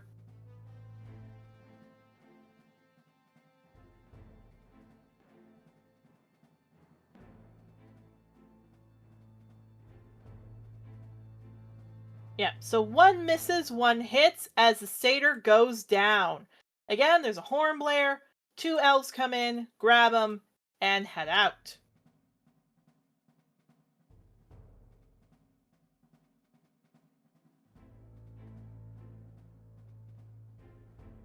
Crag's turn. So he looks worried at Thomas. Thomas waves his hand like, hey, I'm okay. So Crag gets out his weapon, and he is going to aim at 2 lovely people. So he is going to aim at the people who knocked Masai out, because he's not happy. Understandable. Indeed. So, Warhammer time.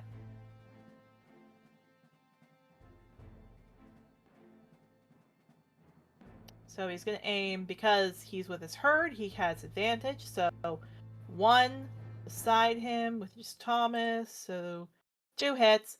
So 1 for the money, 2 for the show, 3 to get Ray. And you know what? Frick it. He's going to knock out the Minotaur. 2 hits to the Minotaur, and she is out. As she goes down, he actually bellows, turns directly to the moose, and Masai is up at this point, turns directly to the moose. That's for knocking out my pretty girl. Masai on the bench, big blush on her face. These bitches about to be beaten by the power of love. Jesus fucking Christ. The power of gay. Crag is a bisexual man. He prefers men, but he likes women too. So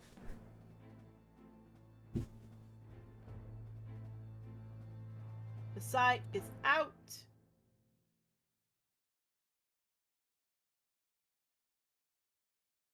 Meaning Thomas's turn. So Thomas is going to do a stabby stabby. He only has 1 attack, so he's going to do 1 to hit. Again, herdmate beside him, 22. That will give him the final 1 needed to knock this boy out. Or wait, no, I think he only had 1. So yes, 1 hit. No, wait, no. I'm going to let him have 1. Oh, not that. I'm going to let him have 1 more because I can't remember, because many things, many wheels. So I believe he's only been hit 1 time. So yeah, he just has 1 more. However, they're going down like flies. So we are fine. However, here's a funny one.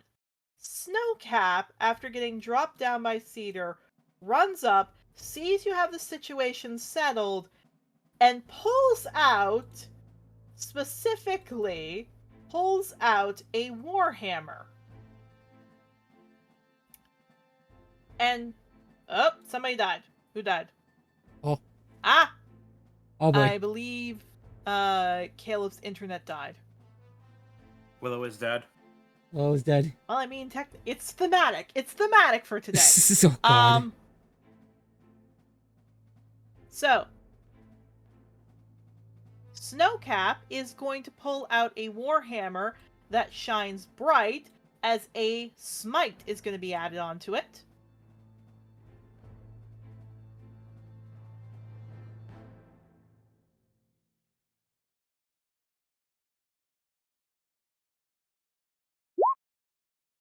14. Yeah, so she misses. She has one attack. She misses that. Seeing that's missed, she kind of looks a little anxious. But it looks like she came up not to fight, more to just be a good balance in case you guys need help. So she's a paladin. She can heal or she can fight. Looks like she's just trying to keep the Minotaur on her because she has more health than the rest of you right now.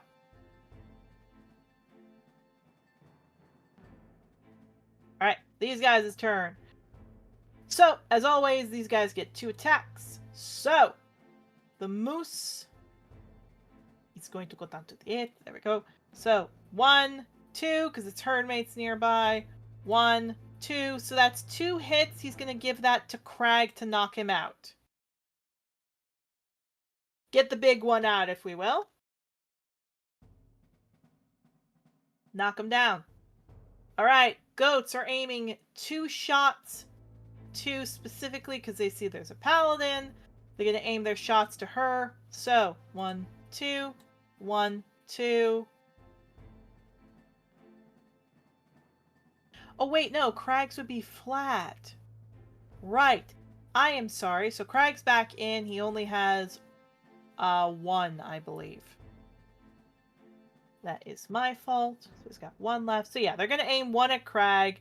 Just to have some fun with that.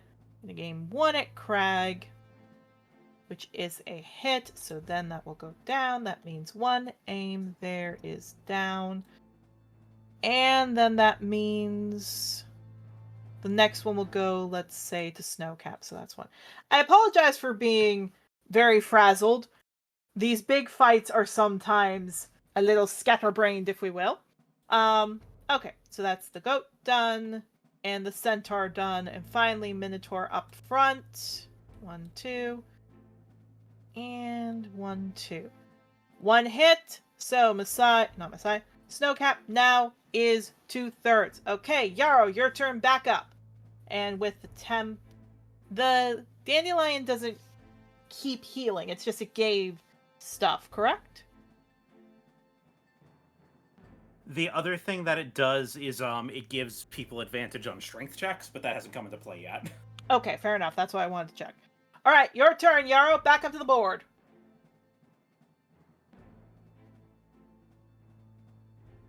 Okay, seeing all this,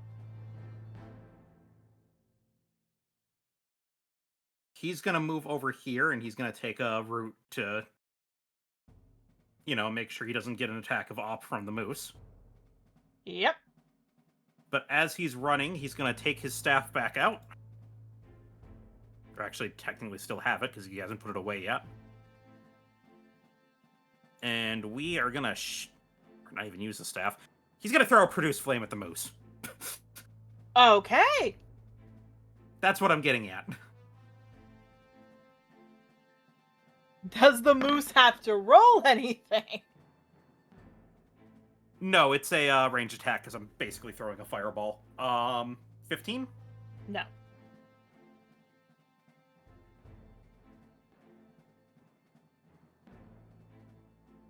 Well, an attempt was made.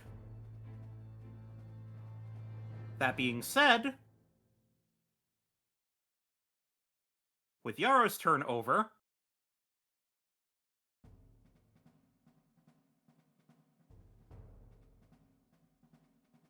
the red cap is going to face step 1 to the side and then stab the goat again. Okay. All right. Stab the goat. Okay, so please roll to stab the goat. 24? 24. Okay, so I am just checking. 24 does indeed hit. Oh, that's better. 16. How do you want to end it for the goat? Just like he's trying to get the shot off, he gets the shot. Yes, I hit! And then immediately just the red cap just hitting him in the back of the head. Yeah. So this goat, by the way, this goat, she does hit. She's like, yeah, I got it. And then hit goes down. The centaur is backing up his hooves because like, oh shoot, tiny little thing. Centaur, I will say this, all you guys see is like this little knife going wee, like just trying to make the centaur dance, if we will. But no, goat goes down. Yeah, Cedar Perfect. whistles. Okay. Cedar whistles. Good job, everybody. Keep it up. Kind of looks. Snowcap, stay ready. She nods. I am Okay, fucking carrying Cedar this time. team anyway. Pardon? Man, I am fucking carrying this team anyway. To be fair, I can't let them do the massive damage because I'm trying to streamline it. No, totally fair. Okay. Cedar. Okay, he's gonna run up to here, so he has his allies within 15 feet. 27 and 22. Okay, so he's gonna aim one at the moose. Both of those will hit, so one at the moose goes down. One to the minotaur, not much left.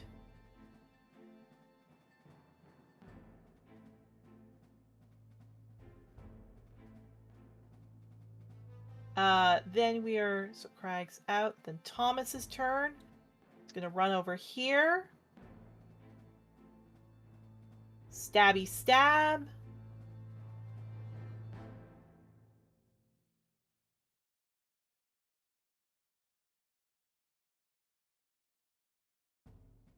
So, one hit has advantage. That is a hit! Minotaur down! So basically it's just a whole whirlwind of, like, arrows and daggers and knives, and they go down. There is only one left, and he actually does look a little freaked out. Snowcap's turn. Better take people out in one shot. Basically. Snowcap's turn. She does see that Crag can't see her. And looking at that, she looks a little uneasy. However, she points at him, points at the centaur, and specifically points down. And when she does that, she just goes, grovel. It'll need to make a wisdom save, which these guys are fighters. They don't have very good wisdom. Oh yeah, it's down. So, Yarrow, it is knocked prone.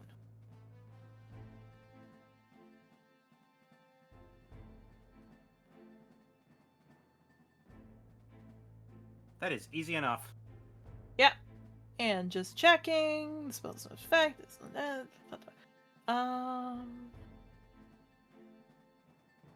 it ends its turn.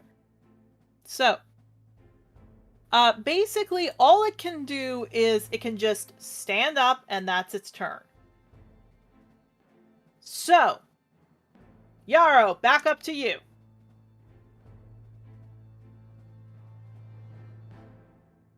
I'm gonna let the red cap give advantage to somebody else who can use the melee better. I'm just gonna throw another fireball. Got it? Fireball. No reason to spend resources or do weak hitting attacks. Wow! God. Swing and a miss. I don't think I've hit a single thing with this cantrip since I got it. No, you have not, my... No, you have not, my fine furry friend. No, you have not, Yarrow. You lack the fire. Redcap, get this man. I will, however, go up here to help people with advantage.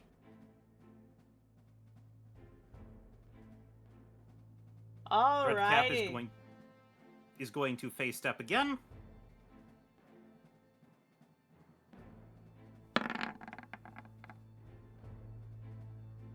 He's using my magic mod a lot better than I am. Makes sense.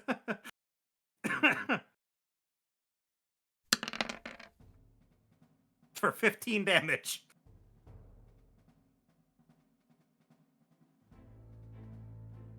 Okay. So, 15 damage. Alright, he's got one more hit that he can take. And because he is not happy, Cedar is going to aim and fire!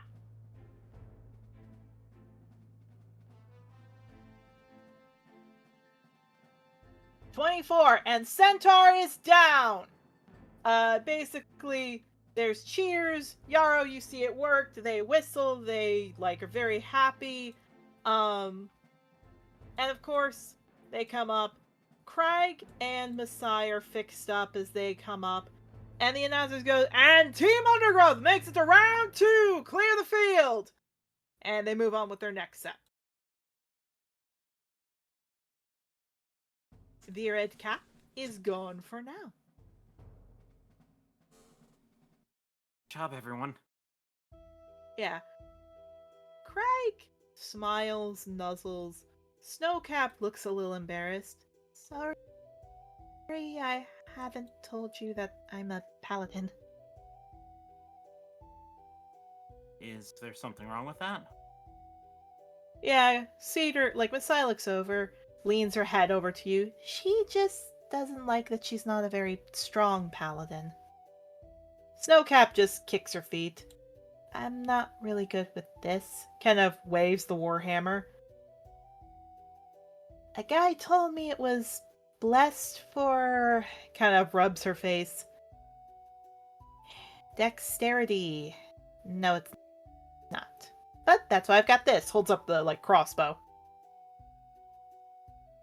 Fair enough. I mean, to be fair, my spellcasting as a druid is still using work, still needing work. Yeah, nods. That's okay.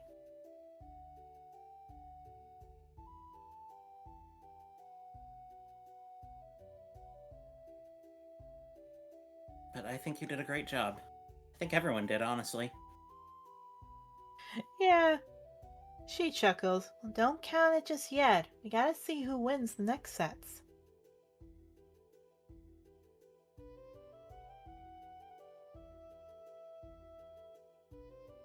So, they clear the field. I assume you do as well. Yes, absolutely. Alright. Health bars go back to normal.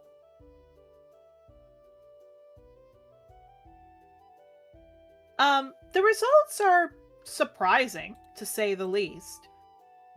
There aren't that many groups who signed up, mostly because some of them either just didn't want this magic item or possibly just didn't feel interested. Team Draconic Burst beats Team Blazing Forge. Team Natural Hunter beats Team Gentle Breeze. Team Proud Oak beat Team Hot and Spicy. Team Retribution beat Team Slithering Might. Team Shining Hope beat Team Charging Might. Team Urchin beat Team Sky High. And Team Rising Spark beat Team Lucky Clover. The next round will be determined after we get a little time with Octavio and Willow. Oh boy.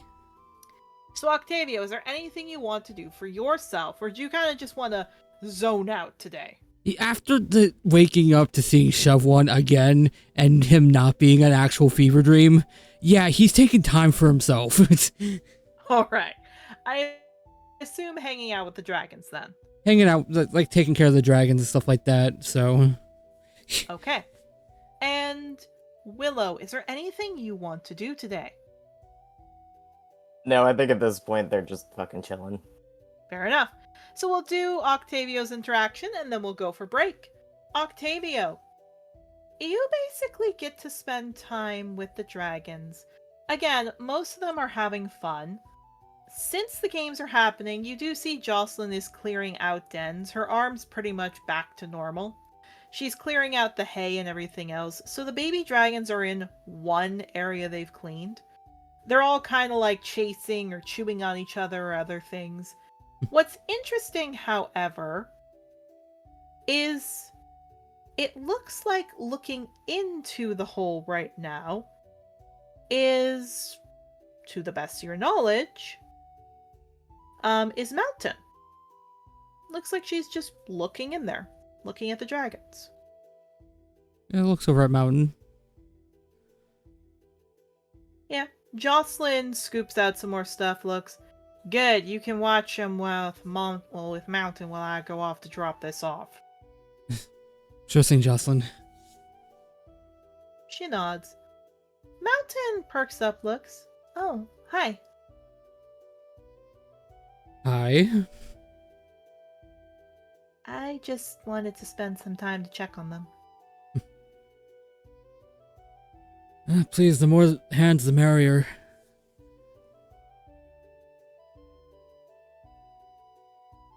Yeah, just scratches the back of her head.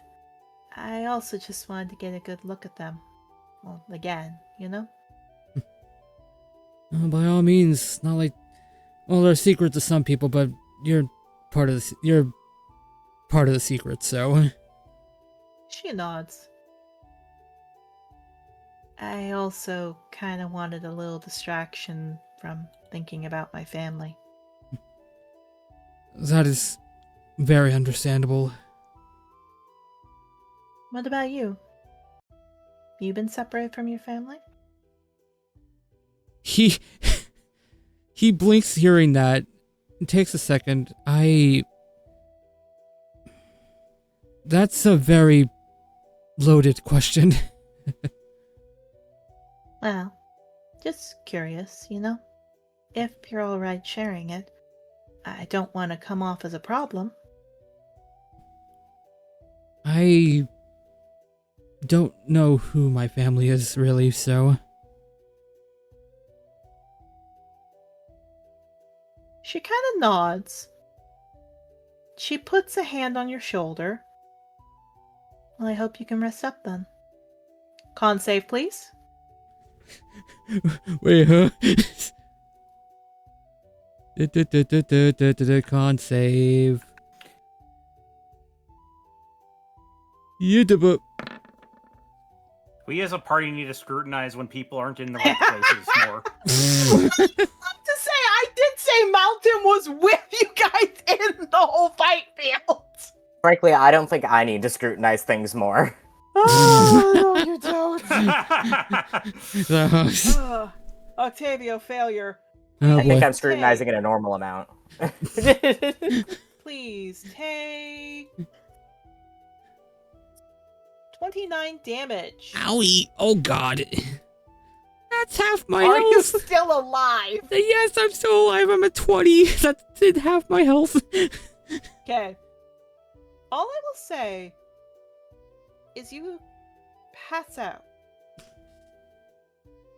But as you pass out, you realize something felt tight in your shoulder. Like a cut. And when you're done, you just pass out. With what sounded like hoof steps. And then smell of smoke. And the padding of feet. And that's where we're going to cut for right now. Next, after the break, we'll be going to see the next round of fighting. Sweetie, Yes. love. Yes. What the fuck? My job is to make you question everything. Bye, everybody. See you in 15. Time for the air break, everyone. Yeah. What? Have fun.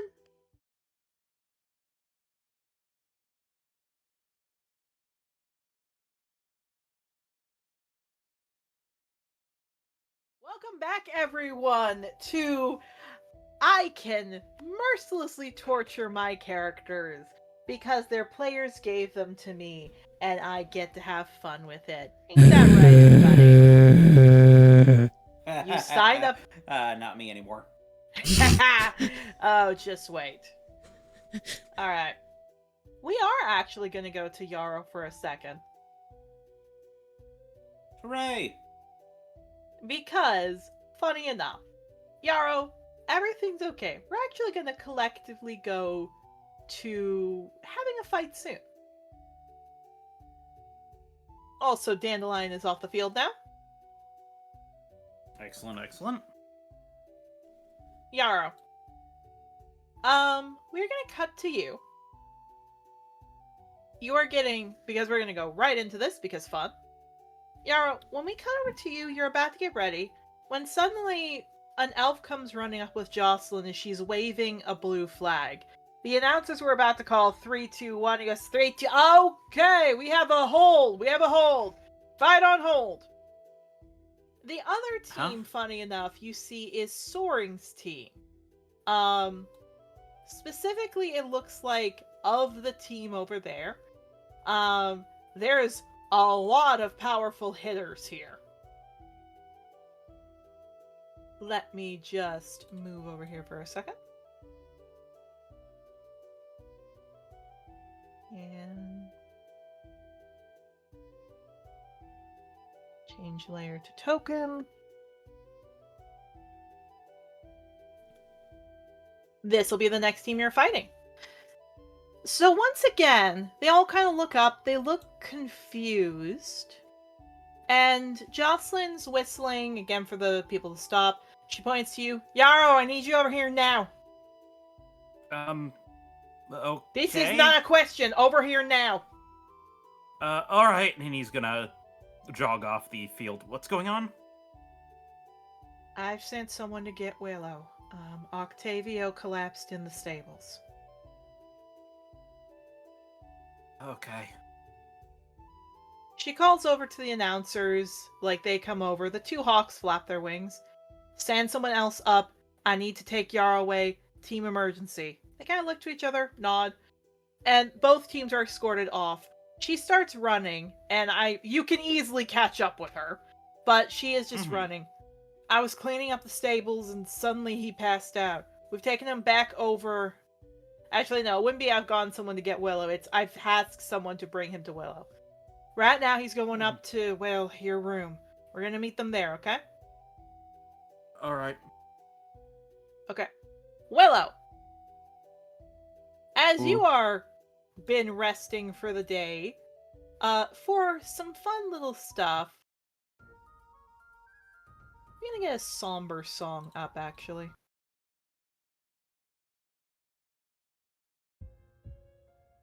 You and Clover have been in there all day. She kind of starts sewing, looks to you. So, what were you going to do? Looks, I don't know. You always have something you want to do. What are you going to do about it? Just shrugs. I mean, I hadn't really had time to particularly think about it.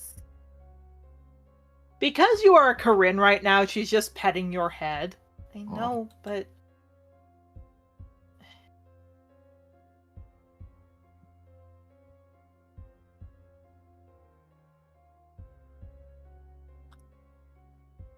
just... looks anxious. I love you, but you know if you won't go to him, I should then. Yeah, I don't want to start there. Well, we have to start somewhere. I can't lose you. I get that, but there's other options. Like what? Just sighs. Frankly, I think talking to Ulysses would be better, and I'd rather be the one who does it. He's my dad, too. Yeah, but this is my problem, and also, just shrugs. Willow, I need you to roll me a charisma save for fear, if we will. Fear. I don't know, fear, arousal with what's about to happen. It's up to you. Scarousal. I have to fucking check what my charisma save is. Oh, No. God. Okay. This is up to you. It's an extreme emotion, whichever you want it to be. She grabs your muzzle with her, hooves, and in a very loud voice, turns directly to you. Could you stop trying to be so self-sacrificing and think for once how your action affects others? Yeah, they just don't say anything of that. Before anything can happen, door swings open. Octavio, you are just waking up as Blackfeather is running you into the room. Just what the fuck is happening right now? I was Willow. expecting the Monster Hunter card, I'm not gonna lie. Yeah. Fair enough. Willow. Octavio, I'll say you're put in the bed right beside Willow. Stealing Yarrow's bed again. Okay. Indeed. Willow, Octavio looks very pale.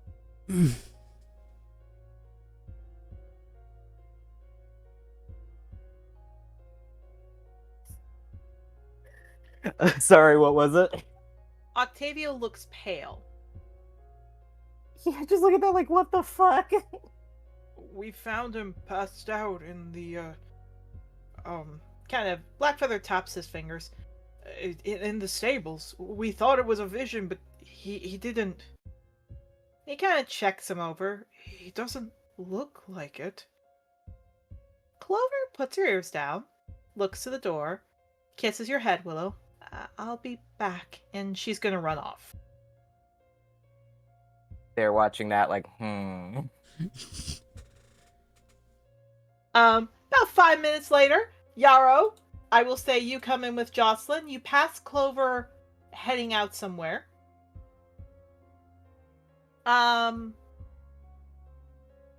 Jocelyn keeps running forward.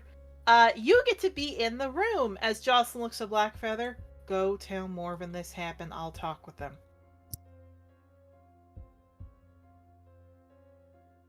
yeah, just nods.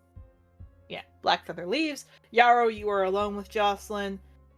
She walks over to you, Octavio, looks over to you, Willow. You look like crap. You okay? It's fine. You really are self-sacrificing. Seriously, how are you? I've got one student that looks like they've got a foot in the grave, and you're a Corinne. What's going on? Fine. I'm genuinely fine. Just sighs. Alright. As for you, Octavio, you can speak everything else. It just feels very heavy as she looks, what in the gods will the Celestials happen to you? I was just taking care of the dragons. Yeah? And then what? Last thing I know, Mountain was there and we were just talking and all of a sudden they just stabbed me. It's blurry, but that's what I remember. Mountain what? I don't have... There was a character switch right before she stabbed me, so I'm assuming it wasn't Mountain. I just assumed that I don't know if she was a part of the games or not, or so.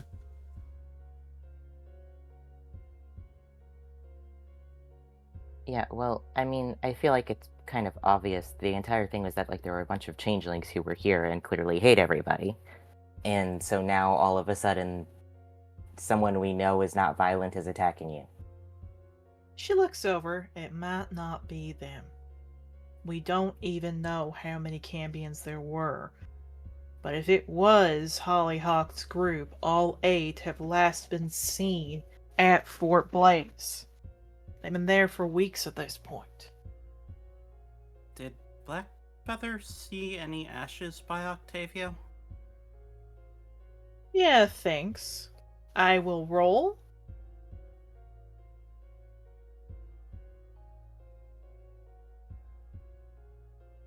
Kind of things. I don't know. Sweat pretty clean, though that might be because we have dragons that can flap their wings everywhere. So if there's dust, I don't know. Soren was telling me earlier that the last few times he's been visiting the room, things have been disappearing from his bags and replaced with ash. She rubs her face. I don't know what's going on. And she looks over to you, Willow. You think there's more Cambions here. I mean, that feels like the only logical answer. But I don't understand. As she kind of thinks back, I look at all of us, look at our students' folders or files, the scrolls. Hollyhock came in with 7 family members. And if they are, well, Cambions, all of them have been at Fort Blaze. But we don't... What about staff? You kidding? Kind of turns over. Look, I have checked every staff mate everywhere. We all have. The problem is we can't necessarily torture. And she kind of looks aside. Though Norm Fort Blaze, they've probably done it. You can't torture a student. The Fort Blaze is extreme like that. We don't even know if they were Cambions or if they weren't. The evidence is there, but all we know is we sent a bunch of New Age students expelled from campus to Fort Blaze, and the problem's still here. So one of two options: one, there was another Cambion here, or two, they weren't the Cambions, and we just sent a bunch of New Age students out to get tortured by Fort Blaze, which is not good. She rubs her face. I wish it was any other Scourge race. I could deal with an Ursid. I could deal with a Gargoyle. Easy to find. Cambions are difficult. Very difficult. She kind of rubs her face, and she looks to you, Willow. But you all have been particularly useful in figuring out things. She puts her head, like a hand to her head. She looks to the window. There's only one way to test this. She looks over to you, Yarrow, Octavio, and you, Willow. Can you walk?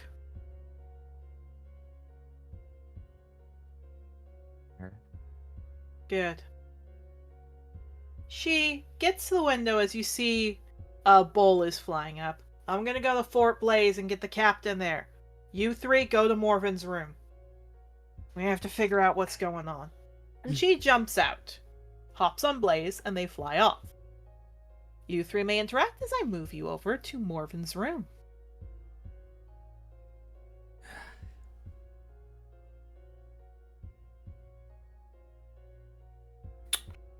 I feel like I should probably get my stuff in case this turns into something bigger. Knowing us is probably is going to turn into something bigger. Okay, let me pack up the rest of my equipment then. I knew today was going to be a long day. I didn't think it was going to be this kind of a long day. Yeah, Yarrow's- Yarrow, I will say this, you'll probably have more time to fight in the tournament. Like, they will probably, this will be finished, hint, hint, nudge, nudge, by the time the next round is done. But yeah, packing up your stuff is good. It's more if something happens outside, like another combat or another situation breaks out. Yeah. I want to have my gear on me. I will strip back down to my Of course. to my tournament gear afterward, but for right now, this seems like a situation where it might be good to be at my best. All hands on deck. Fair enough. Sorry, I thought you meant like, you thought you were out of the tournaments for the day. That was my fault.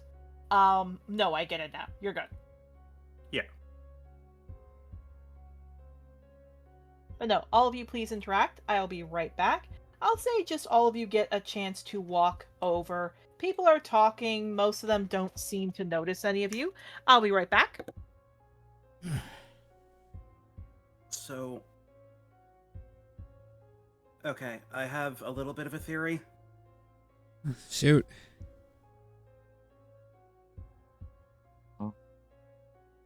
Remember the professor that says that they were working with dragon riders or dragon hunters? Just nods. Yeah. They, at least when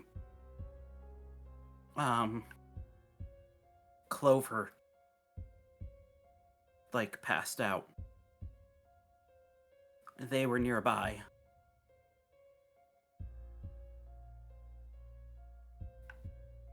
I'm wondering if maybe they have, if not one of the Cambions directly, maybe they have a connection to them.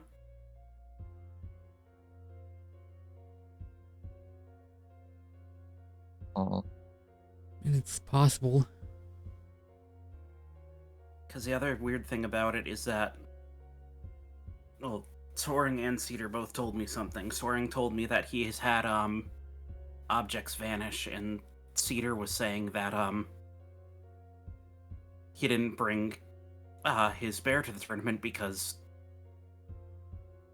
something, from what he said, he thought it was something bit him in the middle of the night. He had a wound on his paw. It looked like a bite mark.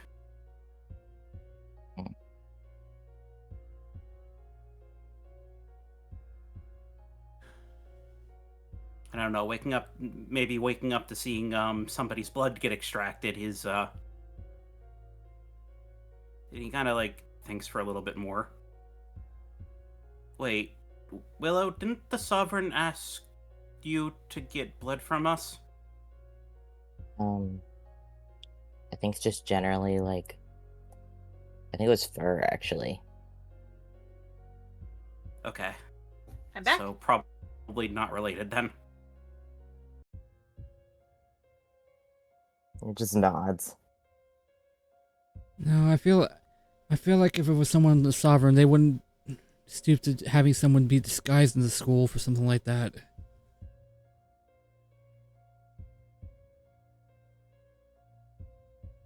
Kind of looks at Willow. I mean, like, it's not like the Sovereign can do all this, like, in broad daylight.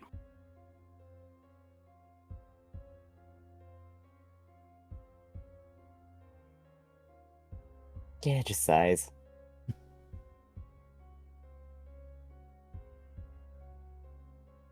I don't know.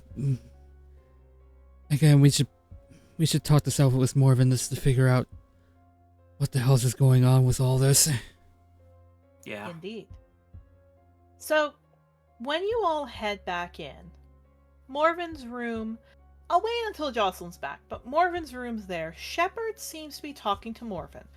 They look surprised. They do see you are still in your Corinne form, and Morven kind of gestures a hand like, can you get out of that form? Yeah, I'm gonna fucking get out of the form. You do. Roll an Arcana to see if you can get out.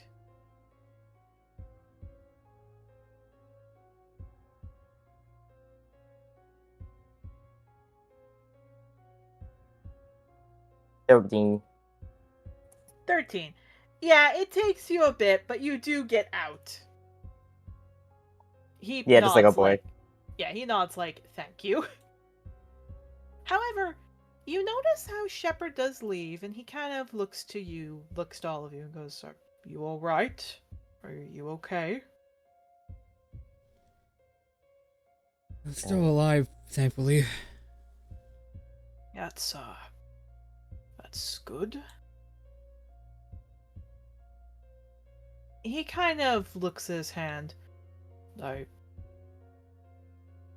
admittedly thought sending them away would fix this.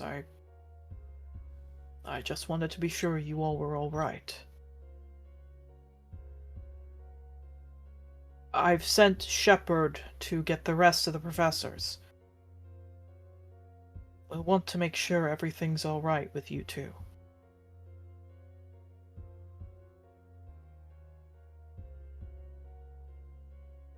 It just nods. Indeed. Eventually, professor after professor comes through. All except Gilder, because, as a reminder, Gilder has officially been removed from that position. It takes another hour, which I will say that a messenger comes in, specifically for you, Yarrow, saying that it's lunchtime anyway. They'll give your team another chance to breathe. So no worries about coming back. Everyone's gonna take like a lunch break and then give an additional 30 minutes. Mm-hmm. By the time halfway through the lunch break is done, Jocelyn's, bull finally flies through Morven's large opening for the dragons to come through. With her is a person that I have not mentioned before because none of you have gone to Fort Blaze yet. But with her is a very large, very muscly, could probably bend you in half, red half-dragon. We're talking big fella. Huge armor on him. Excuse me. Willow, as a little bit of a funny, this would be the pinnacle, like the absolute pinnacle of what your mom and dad would have wanted you to be with. Yeah, just like, Like, this is the absolute pinnacle of what they would have wanted. To everyone else... Oh, sorry? I'm just imagining just like Willow looking at them. How horrible. Punches Willow. Marry me.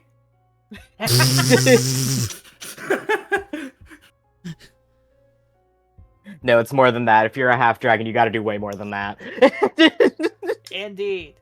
I'll use If you're a this half token- dragon, you have to do a lot. Yes. Okay, fully beat you up platonically. Like literally break her back.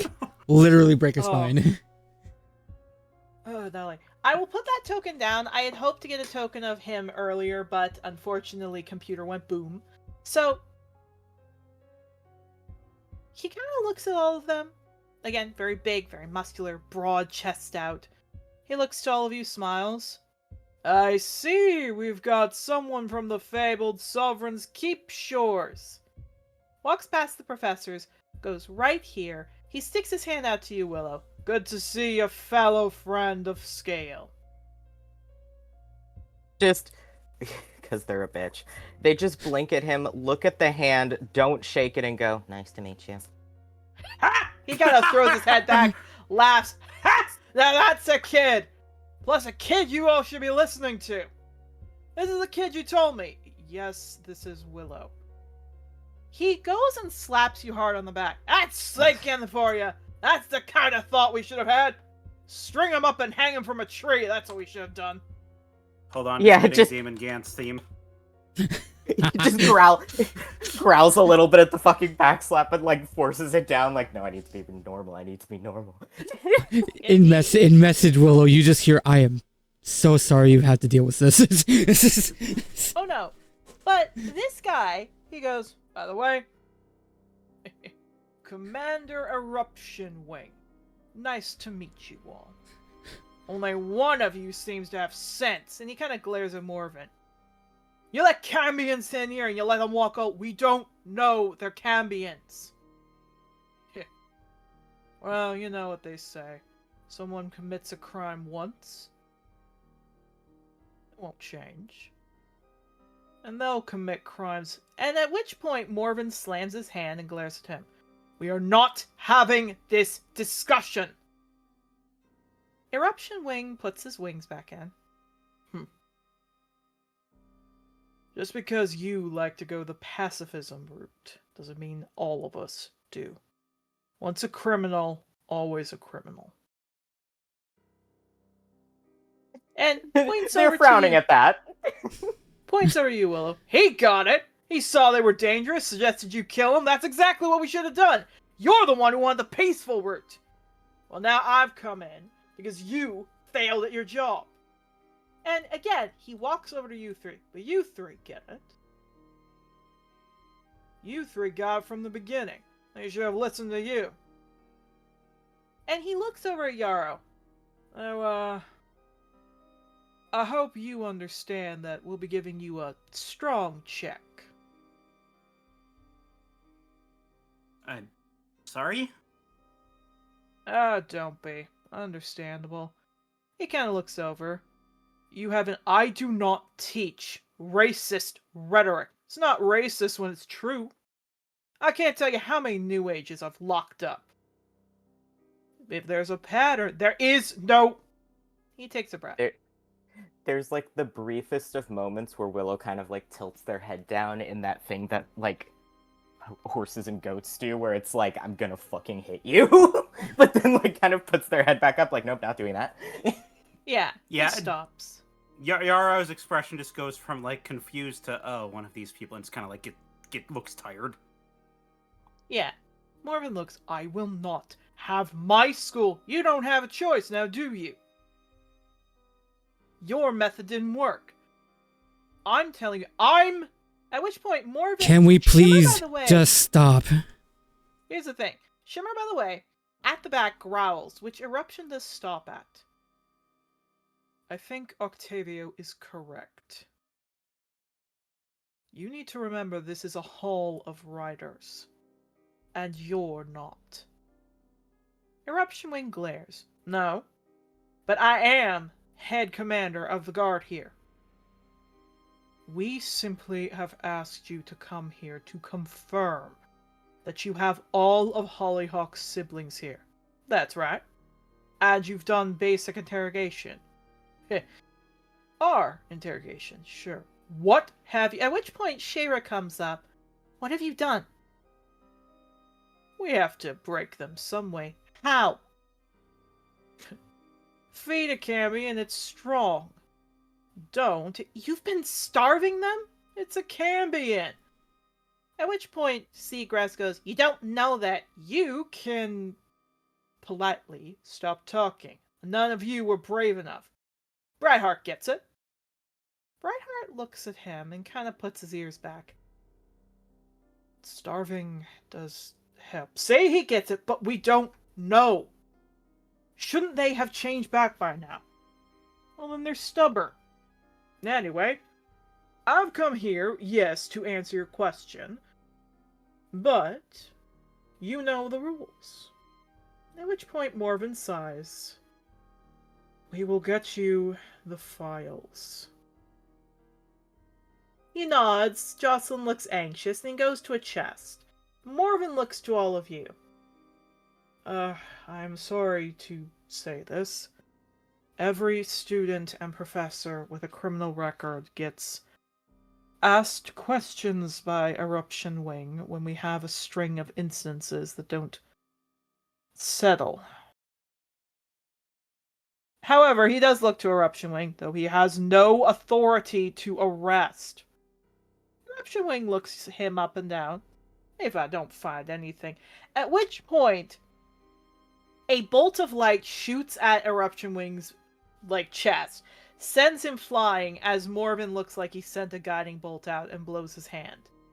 I said you don't get to arrest. He stops. Eruption Wing shakes his head off. Only fight when you see right cause. Right, Morven? Morven glares. Shepherd's hooves claw into the staff he has more. Eruption Wing snorts. I'll talk with these three. Get me those scrolls on every student with a criminal past. He stomps out. Morven looks to you three. Go talk with him. He'll want to know from you about everything you've seen. Sighs. We'll try to be on our best behavior. He looks to you, all of you. If any of you hurt him, I'll give you an A+ in the next grades you have.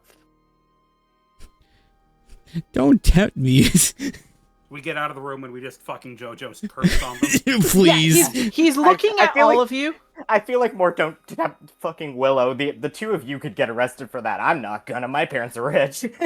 Oh no, he looks directly at all of you. I will give you an A+ in your next 3 classes. Of whichever class you want. For a week, if you beat him up. By the gods, I will. Shepherd nods. He was never your favorite student, was he? Marvin shakes his head. Every one of them came here, failed, and now, he gestures. Now they become guards and think they can flaunt their power everywhere.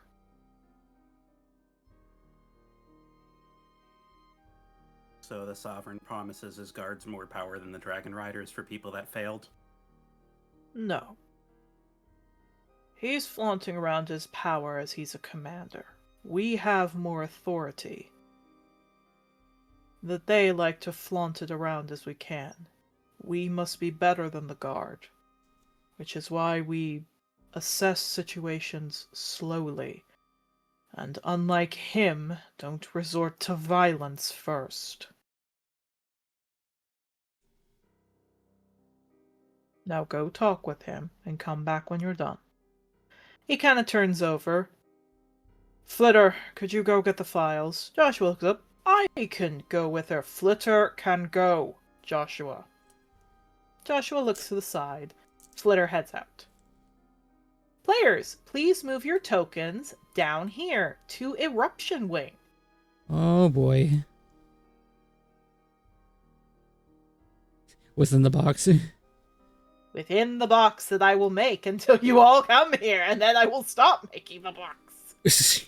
I cannot grab Yarrow. I can't do that. God dang it, hold on.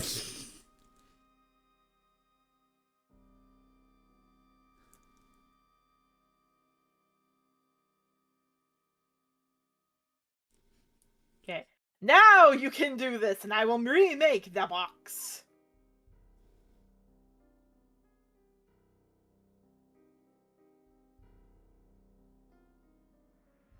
There we go. And now, Willow, we are just waiting for you to get One in second. the box. Where's the box? Into the box. What's in the box? There we go. There we are. All right. Yeah, might as No, well. so we'll change the music. He looks. Eruption Wing chuckles. I was like you about 100 years ago. Good to see smart fellas like all of you. Keen eye. Good to sniff out trouble. Now, he kind of looks to you, Yarrow. From what I've heard, all of you have had experience with this. Could you tell me what you've all been through? Starting with you. And he turns to you, Yarrow.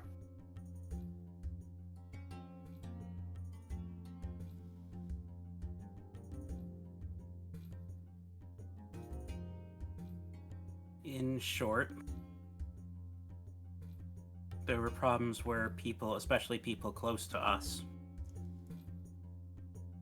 would have conversations with people around them that others wouldn't remember, and then would fall asleep shortly after, and would be lethargic afterward. He turns to both you, Octavio, and you, Willow. You two can confirm this? Nods. Yes. He makes a note. Kind of a little annoyed, but makes a note. Alright. So, between you three, just between us, we've beat those, well, fairy like crazy. They still haven't changed yet, admittedly.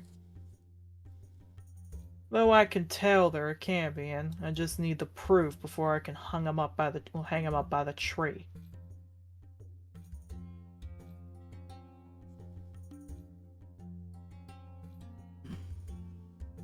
If I might ask,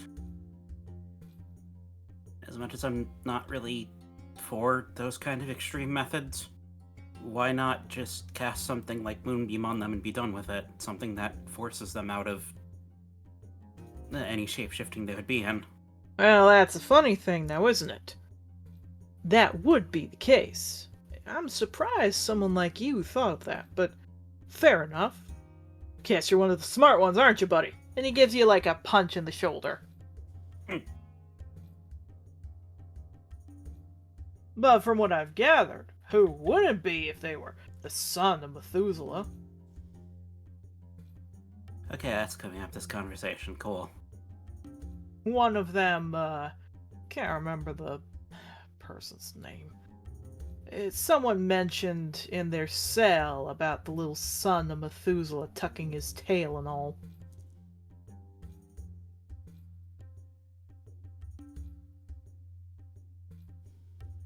Kind Anyway. of blinks a little bit about that and then just kind of like ignores it for now.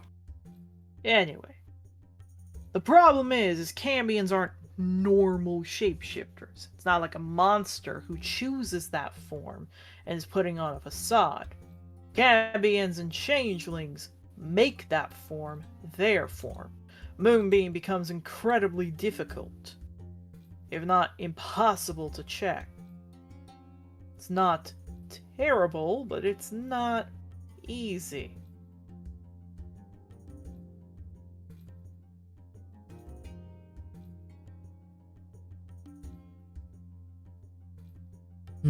And would something like Dispel not work then? Not really, because it's not a spell, it's just a magical effect.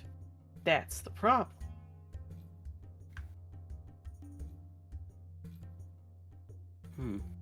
The only way you can get a Cambion to break is starving.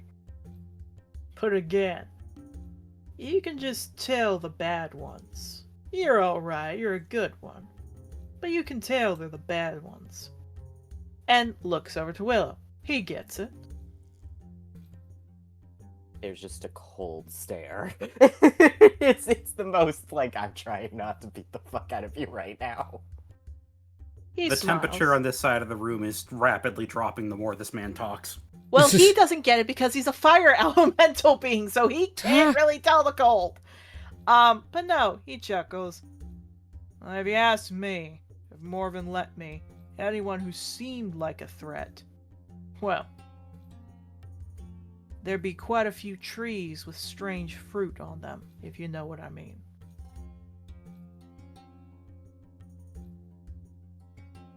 But unfortunately, I suppose he's right that there's no evidence right now that points to them.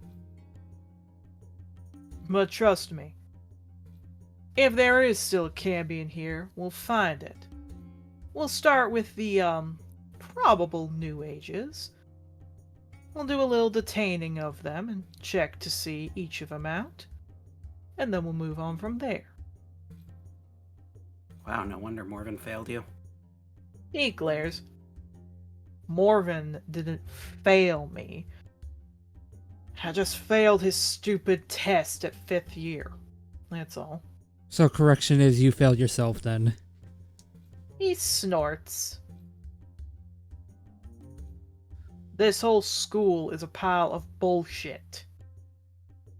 You want real work, you should come to the Guard. We could use strong minds like you. Well, I mean, there's obviously a vacancy.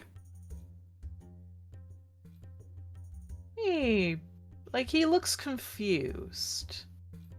There it is, right there. You just heard the others.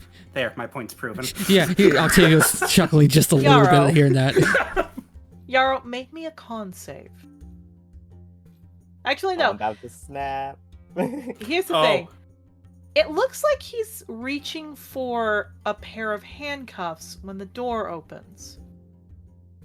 We have them here. Flitter hands them about 15 students. It looks like 15 scrolls. Morven, gives him a hard look. Now, I know this I don't want all of them. You asked for, I know some of these are ancient era. Not gonna do those. You do not get to come to my school and tell me how to do this. You will follow this the way you have said it. Fine. He opens them up. New Age. He puts in the, rights. It looks like he has a bag in his arm. He holds it in his left arm for that one. Ancient era. Puts it again in the left. Roughly 3 of them are New Age. And 10 of them are Ancient Era. When he opens it up and sees you, Willow, because he opens one of them and sees your image, he looks at that, looks at you, looks at that, looks at you, looks at that, looks at you. Well, I guess some of us have a little bit of a rebellious streak. You're probably all shaped up. He rolls yours back up and hands it back to Flitter. They're going to kind of turn inconspicuously to kind of look over to where Flitter is. And as they're doing that, they're gonna kind of let their tail tap his leg, in a way that you would barely feel if someone if someone's passing by you and they accidentally bump you a little bit. Yeah. Yeah. Anyway, I'm using Channel Divinity through that. I'm just not doing anything with it yet. Of course. Oh no. So he puts the ancient arrows to the side and he opens up. He opens up one that looks to have a stamp of a 5th-year student with a knoll. Or like a felony. Goes, a snappy one. Got it. Puts that away. Opens the next one. Looks like it's a 3rd-year student. Specifically looks to be that of an Arcanoloth with a black diamond in the center and silver fur. Right, poison biter. Puts that aside. And then he opens up Clover's scroll. 1st-year symbol. Where's she? She's harmless. Says here she murdered someone. Flitter looks. She's harmless. She won't. If they kill once, they'll kill again. I'll start with her first. And he turns around.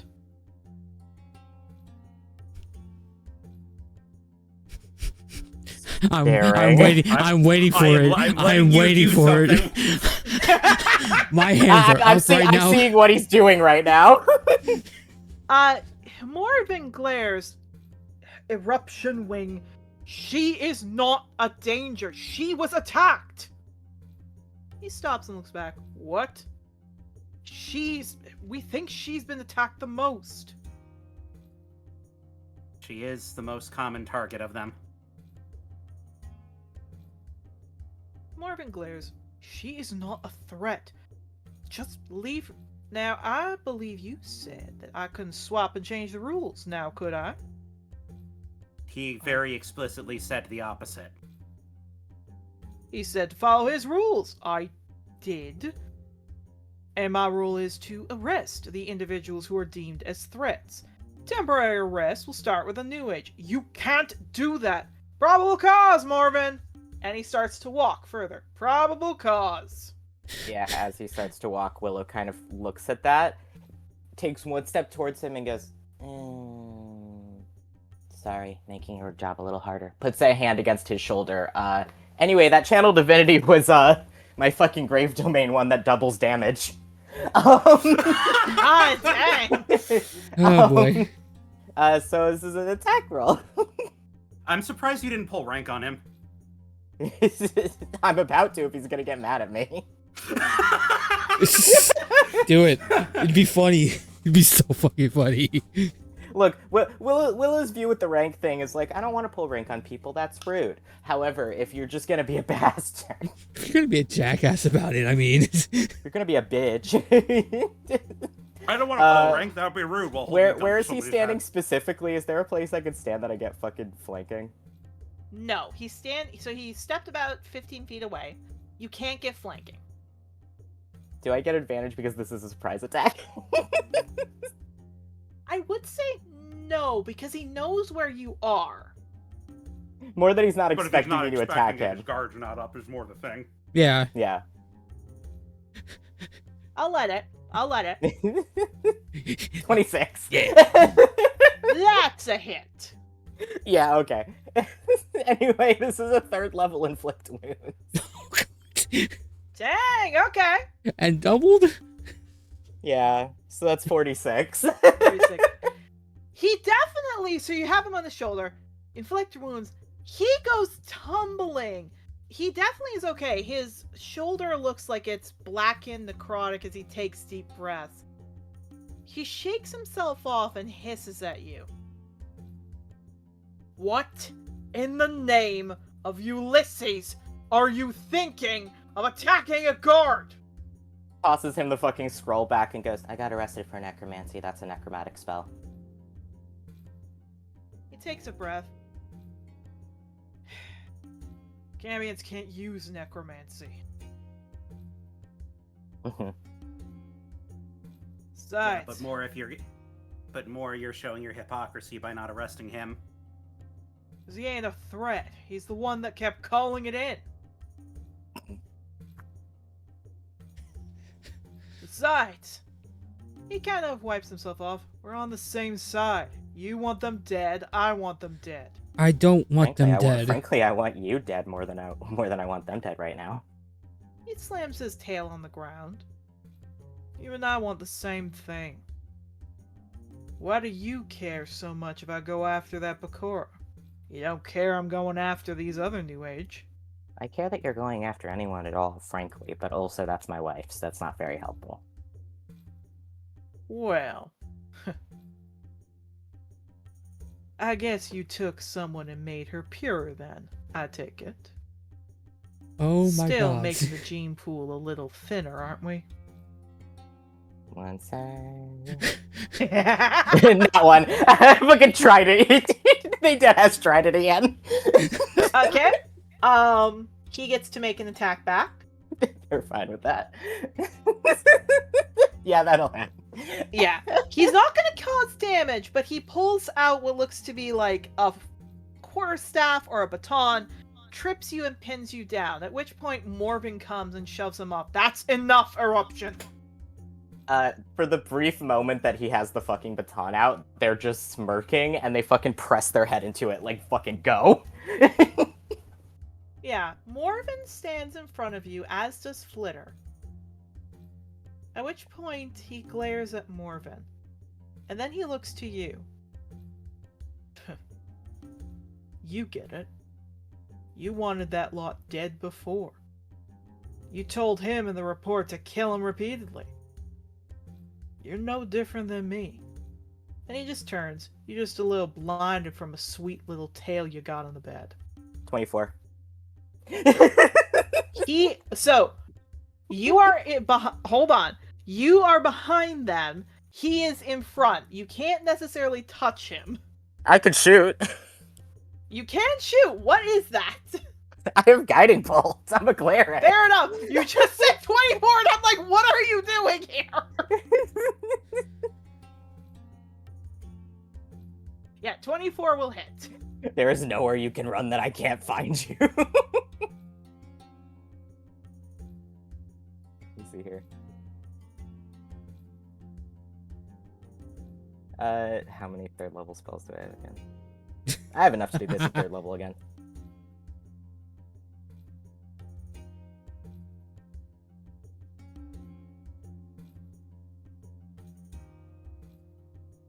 Second. It's not D8s, it's D6s. Okay, there we go. 23. He's still got health. He's just, again, he gets hit, he shakes, he snarls, and he stomps off. When he's done, Morven puts a hand down to you. Are you alright? Yeah, I'm fine. He sticks his hand out still. Let me help you up. They kind of like force themselves up without taking his hand. They're just... there's no anger in their face. It's just clearly the touch thing. He nods. As soon as you're up, he looks over, specifically to Shepard. Use the tunnels, find those students, and get them safely. Shepard nods and runs into the tunnel. He looks to Flitter. You know the other students. You wrote them down. Find them, get them somewhere safe. Flitter nods and runs off. If you want, I can call on an authority greater than him. Keep him in check. It won't happen. And he looks to you, Yarrow. This is not how we should be treating each other. And he will have his little power trip. I know Eruption Wing. When it gets too tough, he'll tuck his tail and run. As for Clover, wherever she went, Shepard will find her, don't worry. But he puts his head down a bit. He looks in the direction of Eruption Wing. Maybe he's right, and maybe they are Cambions. But no student, no person should feel threats against them until they are proven guilty. That is what we foster at this school, not what he pushes. He looks to you three. We'll handle this and keep the other students safe. He looks to you, Octavio. He looks at you, Willow. I'm sorry you had to see that. That is not what we try to foster at this school. Please know that. Now, one of you has a tournament to fight in. The other two should be resting, alright?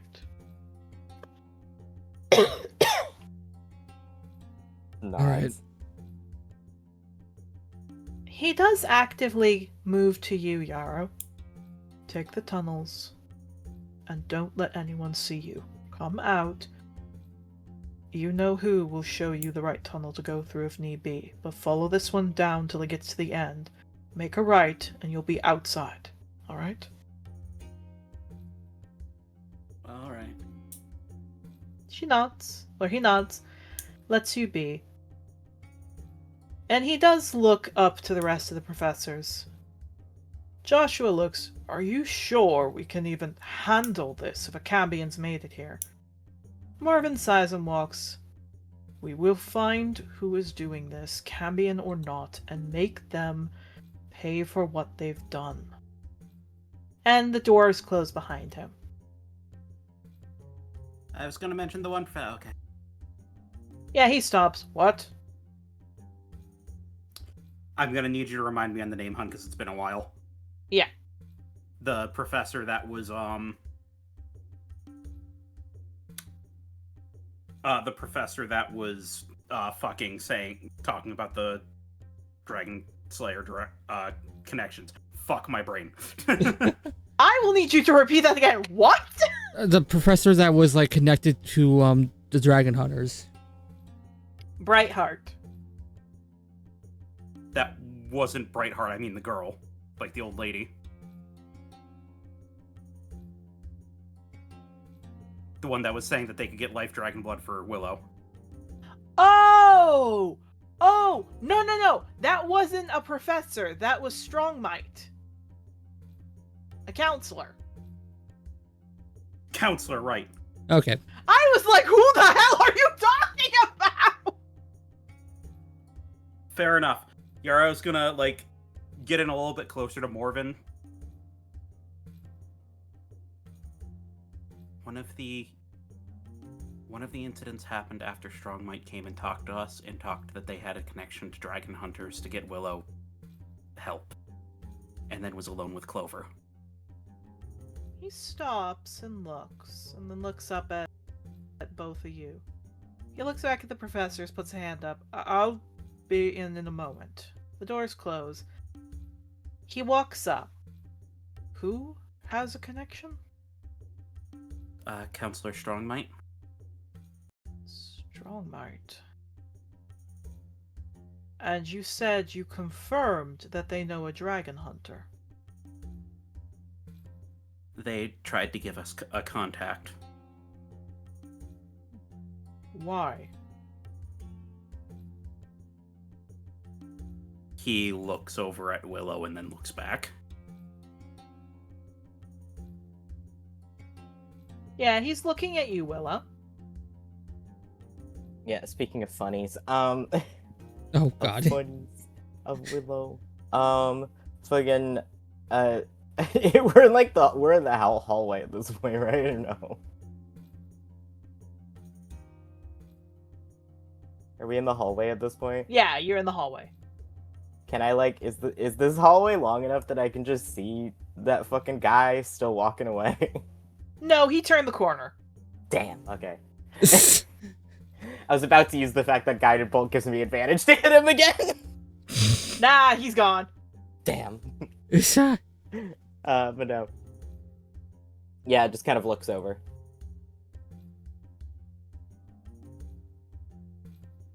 They look confused. They were not paying attention. They were thinking about hitting Yeah. him. Yarrow looks back to get life dragon blood through illegal means to help Willow. Life dragon blood. He kind of realizes, looks at Willow. Does anyone want to roll an insight on him? Sure. Yeah, what's in your brain there, bud? What's in your brain there, bud? Think about 19. Checking. 21? Okay. So, 21, 19. Willow, do you want to do one? Yeah, I was just trying to find the number. 23. 23. No worries. 23. Octavio, you don't really know how to describe it. He looks angry. Yarrow and Willow, this isn't just anger, this is conflicted. This is somebody who looks incredibly conflicted about what he's about to say. He looks at both of you, looks at Willow, sighs. I need to make this clear. I don't like that one of my students knows that, but he looks to you, Willow. If it meant that you could live, I suppose I would not want them to hunt a dragon, but if the blood has already been taken and the damage already done... We don't know that for sure, though, is the problem. I know.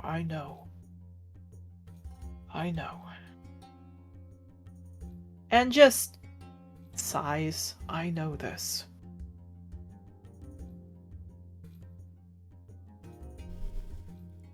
My point is that most dragon hunters, harvesters, whatever you want to call them, the point is, most of them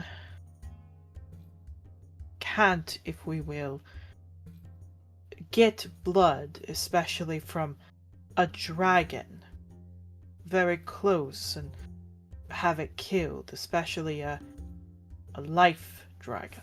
The blood is stored in special vials for months and years. And kind of sighs.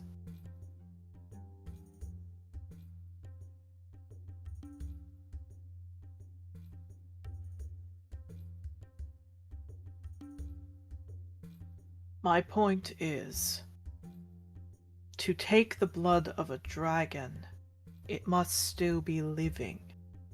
Otherwise the blood stops after a while. I would very much like to know where this person is, to not only give us a chance to shut it down, but if they have contacts, I would feel... He kind of sighs. I would be disappointed and hate myself till the day I die. But if we got blood for you, then yes, I would be fine letting this be known so we could save your life, Willow.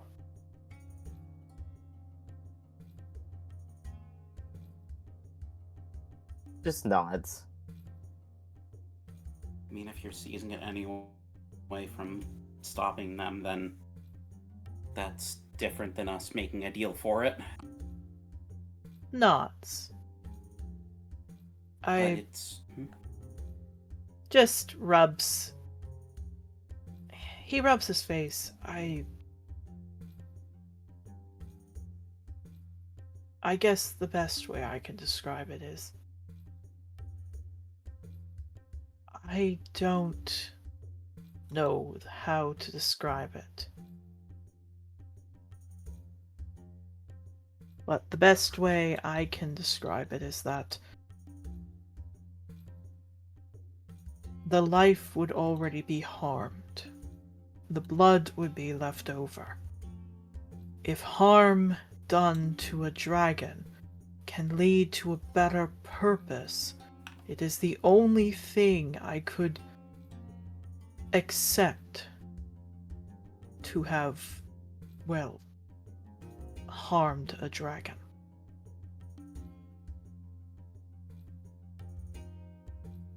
And he sighs. I've already failed you in a way, Willow, not being able to find an ethical way. I sanction this one way. If it means that you get the help you need. Do you understand? They just sigh and nod.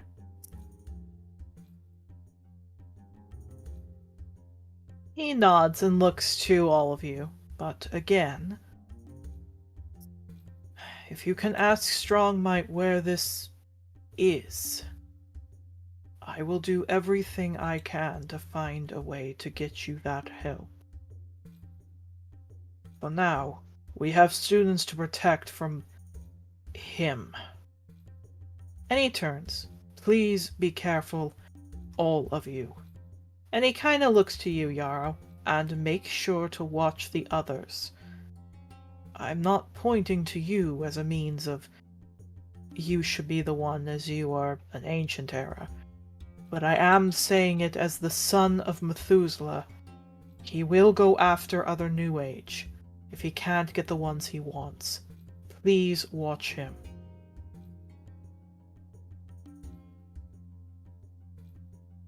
I will be keeping a Nods. very close eye. Oh no, go ahead. I will be after I'm done fighting in the tournament, I will be keeping a very close eye on him. Not only as Methuselah's son, but as a child of the gods that own this island.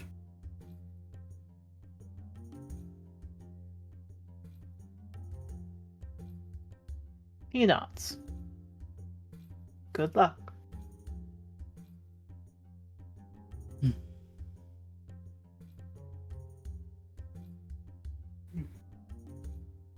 All right.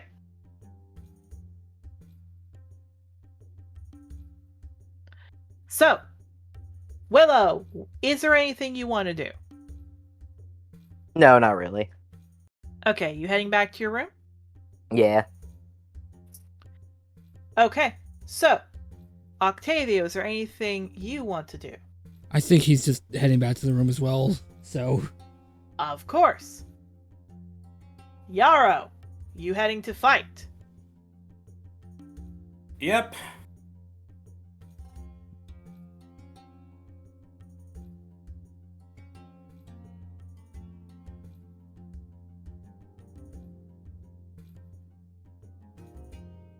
All right.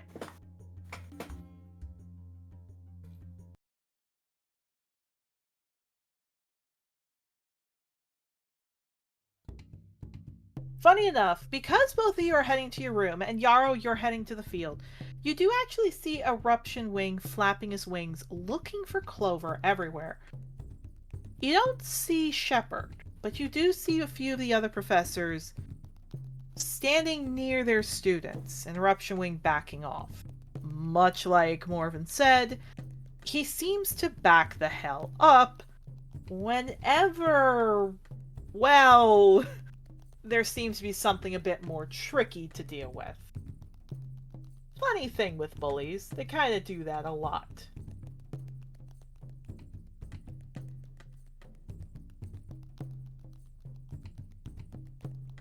Yarrow, obviously you can walk faster than him, so it's not that tough to see that very soon you're past him as you head back to the field. Yep.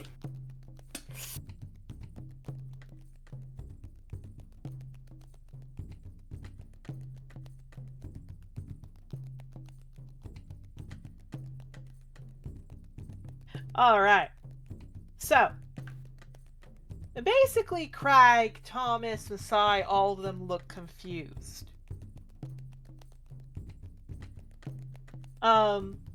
Cedar comes up, looks to you. You okay?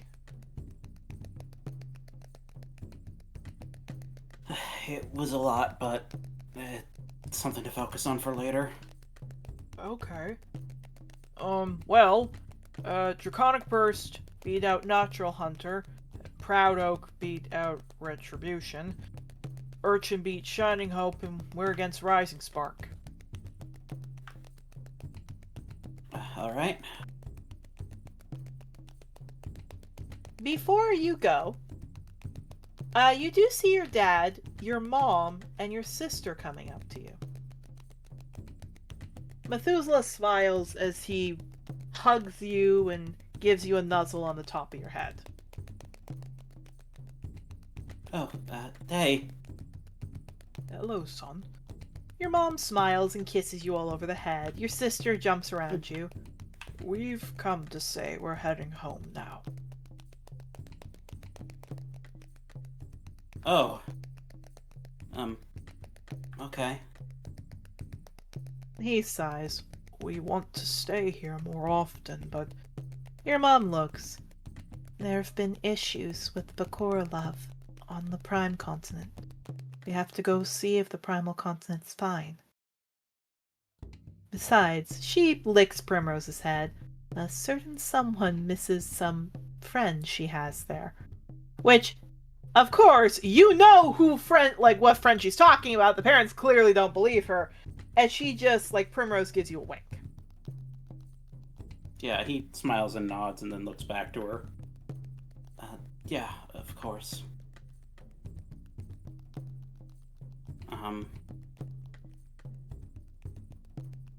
He kind of looks back to his dad. I don't know if you want to deal with anything about this for now.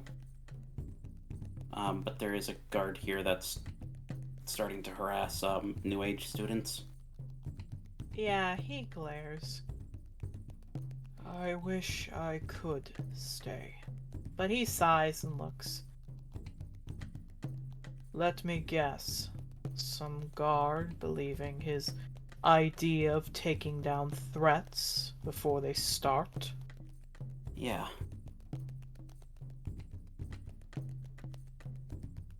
Yeah, he rolls his eyes. Of course. Your mother rubs her face. They always do this.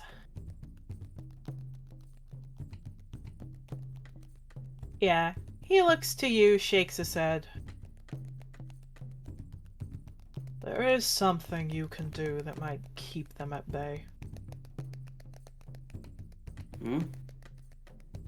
He moves his head to you and gives you a wink. If at any point he comes near you or your friends, simply tell him that you, well, mean no harm and keep your hands up. If he hurts you, ask for his badge number, and if he does anything to you, and he licks your head saying this, I will gouge his eyes out with my horns. Noted. He smiles. Well, that's why we respect this school, and the headmaster who's here. You picked a good school. Learn well from them, alright? Of course. And we'll see you when the winter time comes. Your mom smiles. In December they have a parent-teacher meetup for the young students. She rubs your cheek with her hand. I'm sure they'll tell us how amazing you are. Mm-hmm. We don't want to go, but... She hugs you, takes some of her fur, some of Primrose's fur, and some of your dad Methuselah's fur, wraps it in a string and hands it to you. So you know we'll always be here with you. Alright? Alright. Thank you. Your dad hugs you, kisses your head. Your mom hugs you, kisses your cheek. Your sister hugs you, wags her tail. You'll come visit? We'll see when it comes winter. I'd love to. Yeah, she nods and jumps around, smiling. And your family walks off.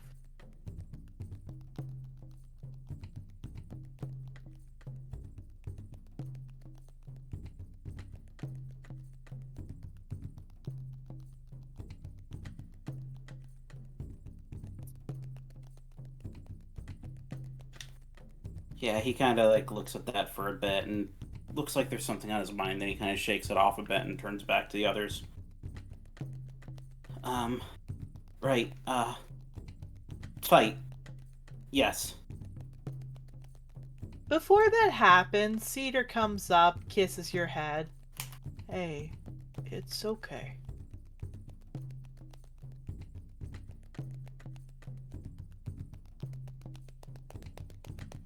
The people of course cheering. However, from the other side of the field, you hear, just to fluster you as the announcer's about to announce this is about to start, Soren go, "Hey, Yarrow, if you miss your dad so much, I could be your daddy."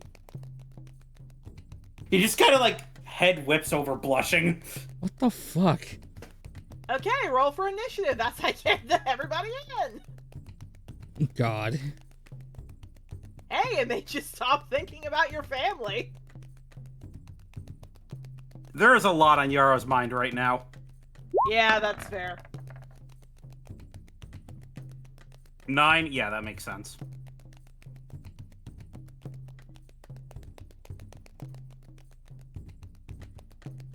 That is also why he did it. It's called distraction. Oh, Nelly. Okay, so we don't have this one. That one's in. That one's in. Not this one. That one's in. By the way, I decided to use an old token, although this token was a character meant for a guy. It's the closest I have for her. We'll be using that one. Okay. Yes, and that one, yes. Okay, here we go. I think, other than the one on the far right, all of these are Caleb's art. What can I say? I like to use art from my partners.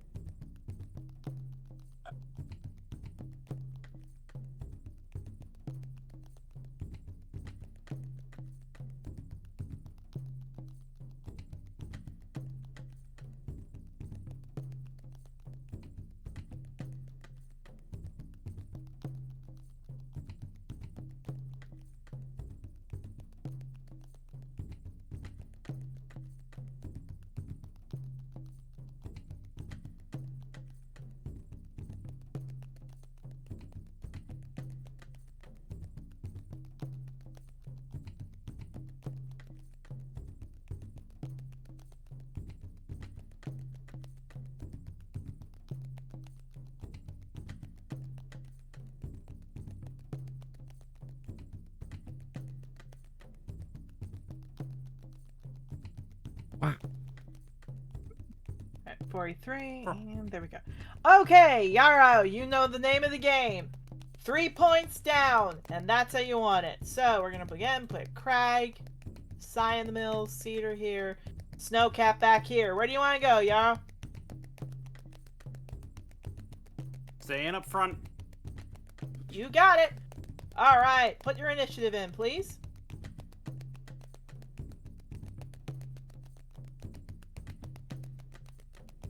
There we are.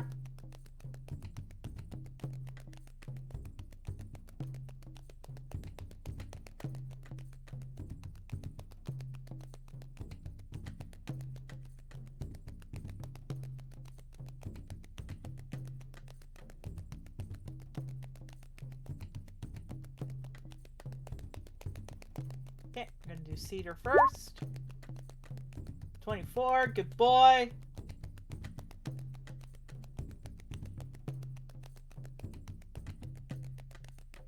Crag.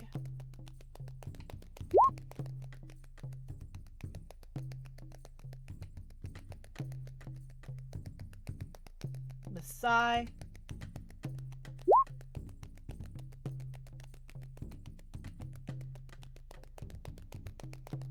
Snowcap.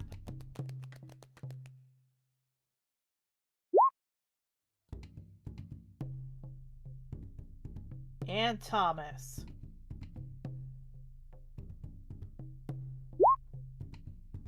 Man, low rolls today. All right.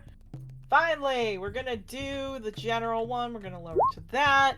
7. Okay. Still, y'all guys are going ahead of them. God dang.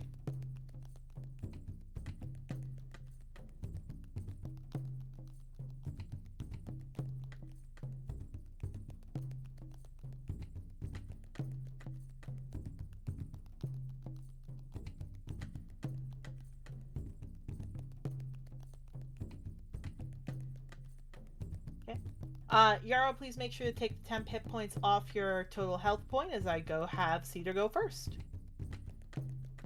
Yep. So he's gonna go here. Alright, classic shot. We're gonna go for right to left as he fires 2 shots over at the Little Tabaxi.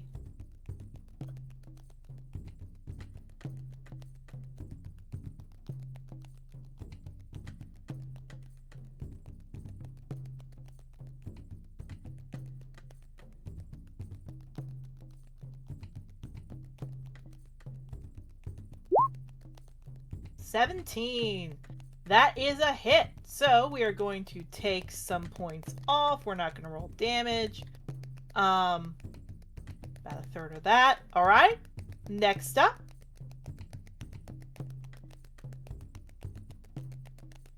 Is... Well, no, he gets 2 shots, so... 27, yeah, so 2 shots at the Tabaxi.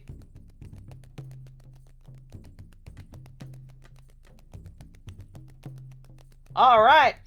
He just has 1 more shot on the Tabaxi. Craig's turn!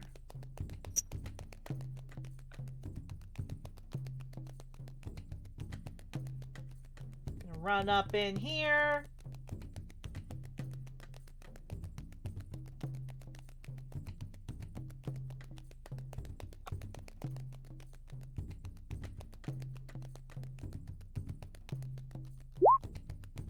That's a hit! Tumbleweed is out in the first round!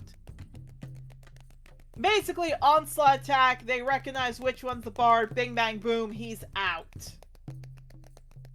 Well, one of the bards. One of the bards, yeah. Craig, however, gets another hit as he goes for soaring.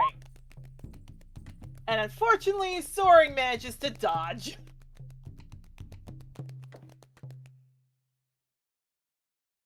Snowcap's turn. She's going to come up to Thomas.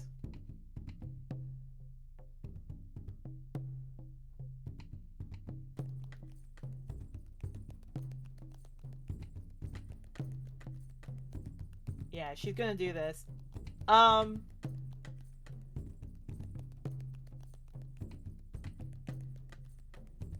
She's gonna tap Thomas, Shield of Faith, and she's gonna just snap it around him, stand back to concentrate, and she's gonna hold her action until one of you guys gets knocked out. Snowcap's turn done. Thomas is gonna come running up here. He's gonna go here. Oh wait, no, he can't reach that far. So yeah, he's just gonna go here, allies there, and he's gonna aim at Rose. I will say, he kind of looks at Rose like, I know you're pregnant, I know I need to be careful, so it looks like he's aiming not for the belly at this point.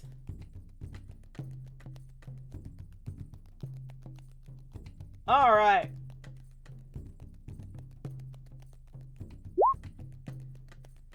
One hit. Rose, that is a... just checking.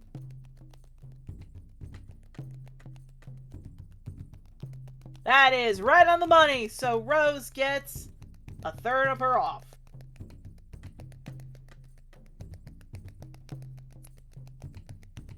Right, Masai's turn.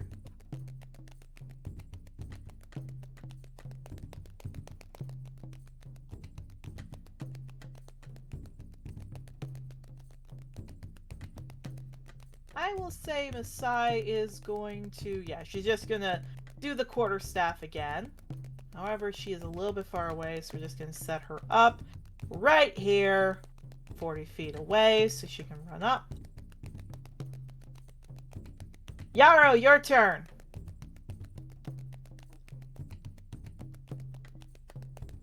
Yarrow's gonna stand up over here. Okay. And then you said I'm getting a full reset after this one? Yes, you'll be getting a full reset after this one. Cool, let's burn my last third. All I was going to say is, however, after this turn, maybe even after the enemy ones, just with the fact I heard thunder out there, we will probably close it up pretty soon. So just make sure to note what you're having here, okay? Oh, I'm marking it on my sheet. Good. Nope. 3rd level slot. We are tidal waving all of them. Got it! Tidal wave, okay. Alright, again. so... these guys have character sheets, so give me a second.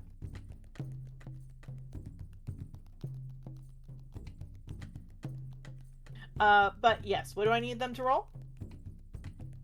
It will be dex saves. Dex saves, okay. So, Colt's Foot.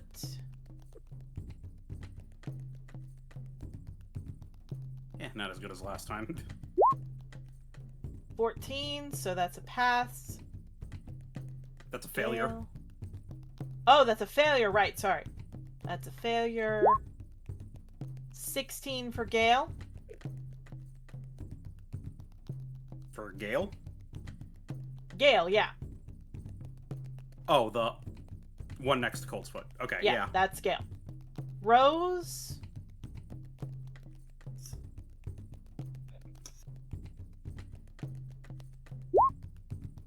$23.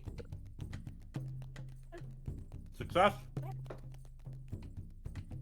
And soaring is an 8. So 15. 15 is on the dot. Okay. So Colt's Foot is knocked prone. Okay, turning him over.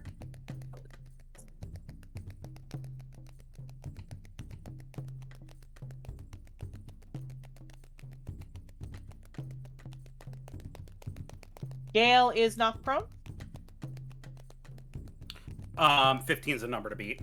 Ah, okay, so it's 8.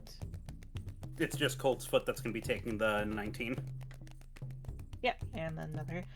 So Rose has had 2 hits, which means she needs 1 more to go down. The others have had 1 hit. So they do look surprised at the onslaught of, like, right at them, like, holy shit. Okay. So Coltsfoot gets up. He's looking annoyed. Oh, Oh, yes. one more thing. Bonus action, Dandelion's coming back out. Let it be known, everyone, if you want to have an easy time as a DM, do not ask for a summoner to be in the party. There we go. Okay, Coltsfoot. Let's start off with you. Because you are not happy. Yeah. Coltsfoot looks to you, Yarrow. He doesn't look happy. He can only cast 2nd level spells. So he kind of flicks his tail down, looks to you. Sorry about this. I know my sister likes you. Just sorry. You can apologize after you've hit me. Okay. He snaps in his hand a spell that is, like, makes electricity across his hand in purple magic as he pulls out a longsword.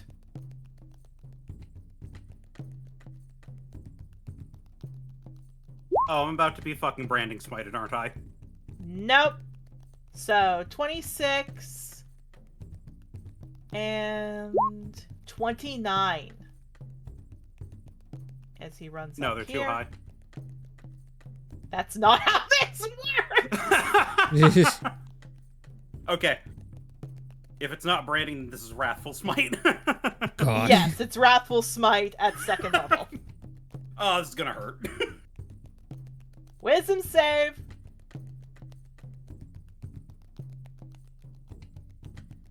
Oh god, if only I was good at those. Oh god, if only I was good at those!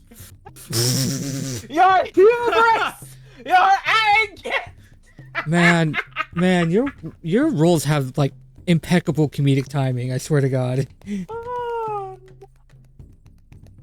oh. Oh, it makes me laugh. It makes me laugh so much. Okay, so that's hitting I everyone. have Wrath Games luck. Oh, Nelly. Okay, It's 1 only good second. when it doesn't matter. Yeah. No, it matters to me because then I get to make the game more fun. Okay, so No, I the only good roll news. good when it's not good for me. There. Okay, so this is okay. So oh wait, no, it's just gonna be 1st level because it doesn't say it increases with each one.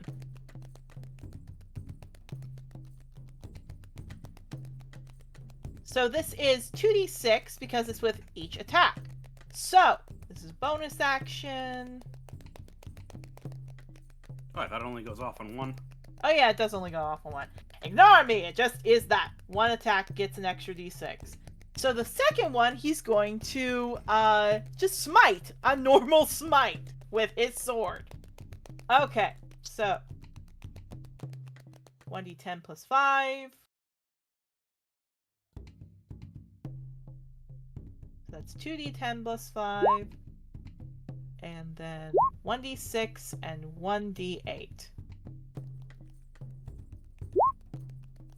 So that's 19, 21, 25. Very glad I remember the dandelion. Ow. Yep. Coltsfoot is not someone to be messed with. He is a heavy fit fighter. The good news is, in this fight, it's not about knocking him fully down. It's that you just have to hit him 3 times. Okay, I'll take that apology again now. Coltsfoot chuckles. Gale comes up, and in her case, she's going right over here. She knows Rose. She knows what Rose can do. She goes right here. However, Yarrow, she did leave your space. You did get a hit on... Well, you can get a hit on her.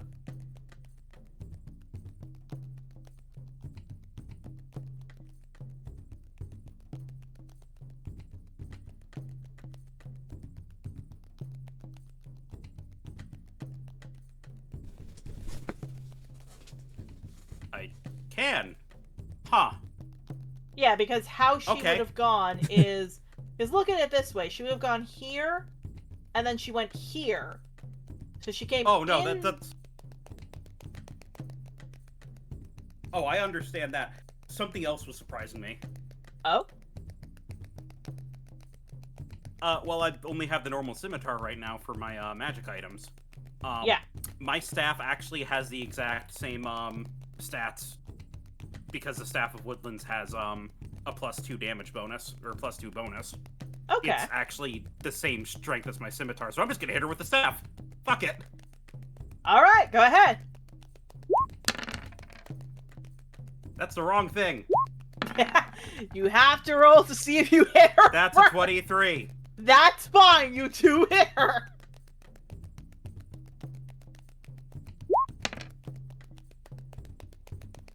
For 7 damble. And because you don't have, like, mobile or sentinel, she's fine. Okay, 7, so she's got to get 1 more hit, then she's down.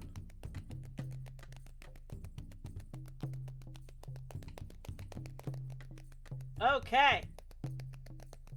So, for lovely Thomas, she is going to, because she does not want to deal with this, she is going to do 2 smites with quarterstaff.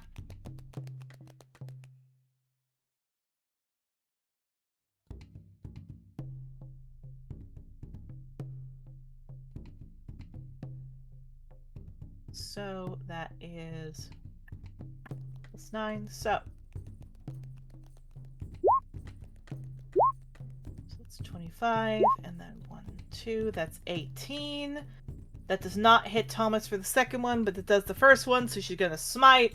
Definitely deals a good bit of damage. However, just 1 point.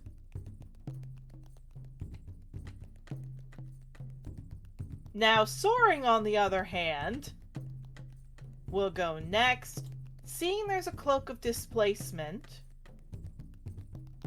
Soaring kind of looks to you, looks at Crag, and because he can also only use 2nd level spells, he is going to get a Reaper Scythe out, and he is going to try to attack Da Boy.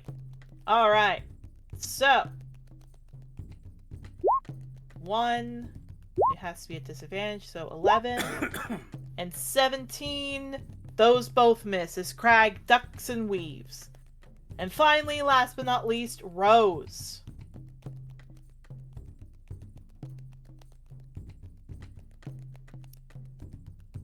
So she's not going to do anything special with this, she just looks to you, and she, recognizing who goes what, she's going to go to Thomas, and she's going to just slash with the rapier.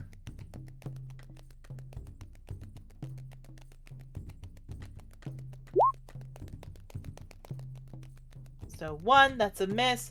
All right, we'll be back at the top of the turn order next time, but we are going to close off because, again, I'm hearing thunder, and I'm a little worried I might be cutting out. So, let's switch over to the main Trothar theme.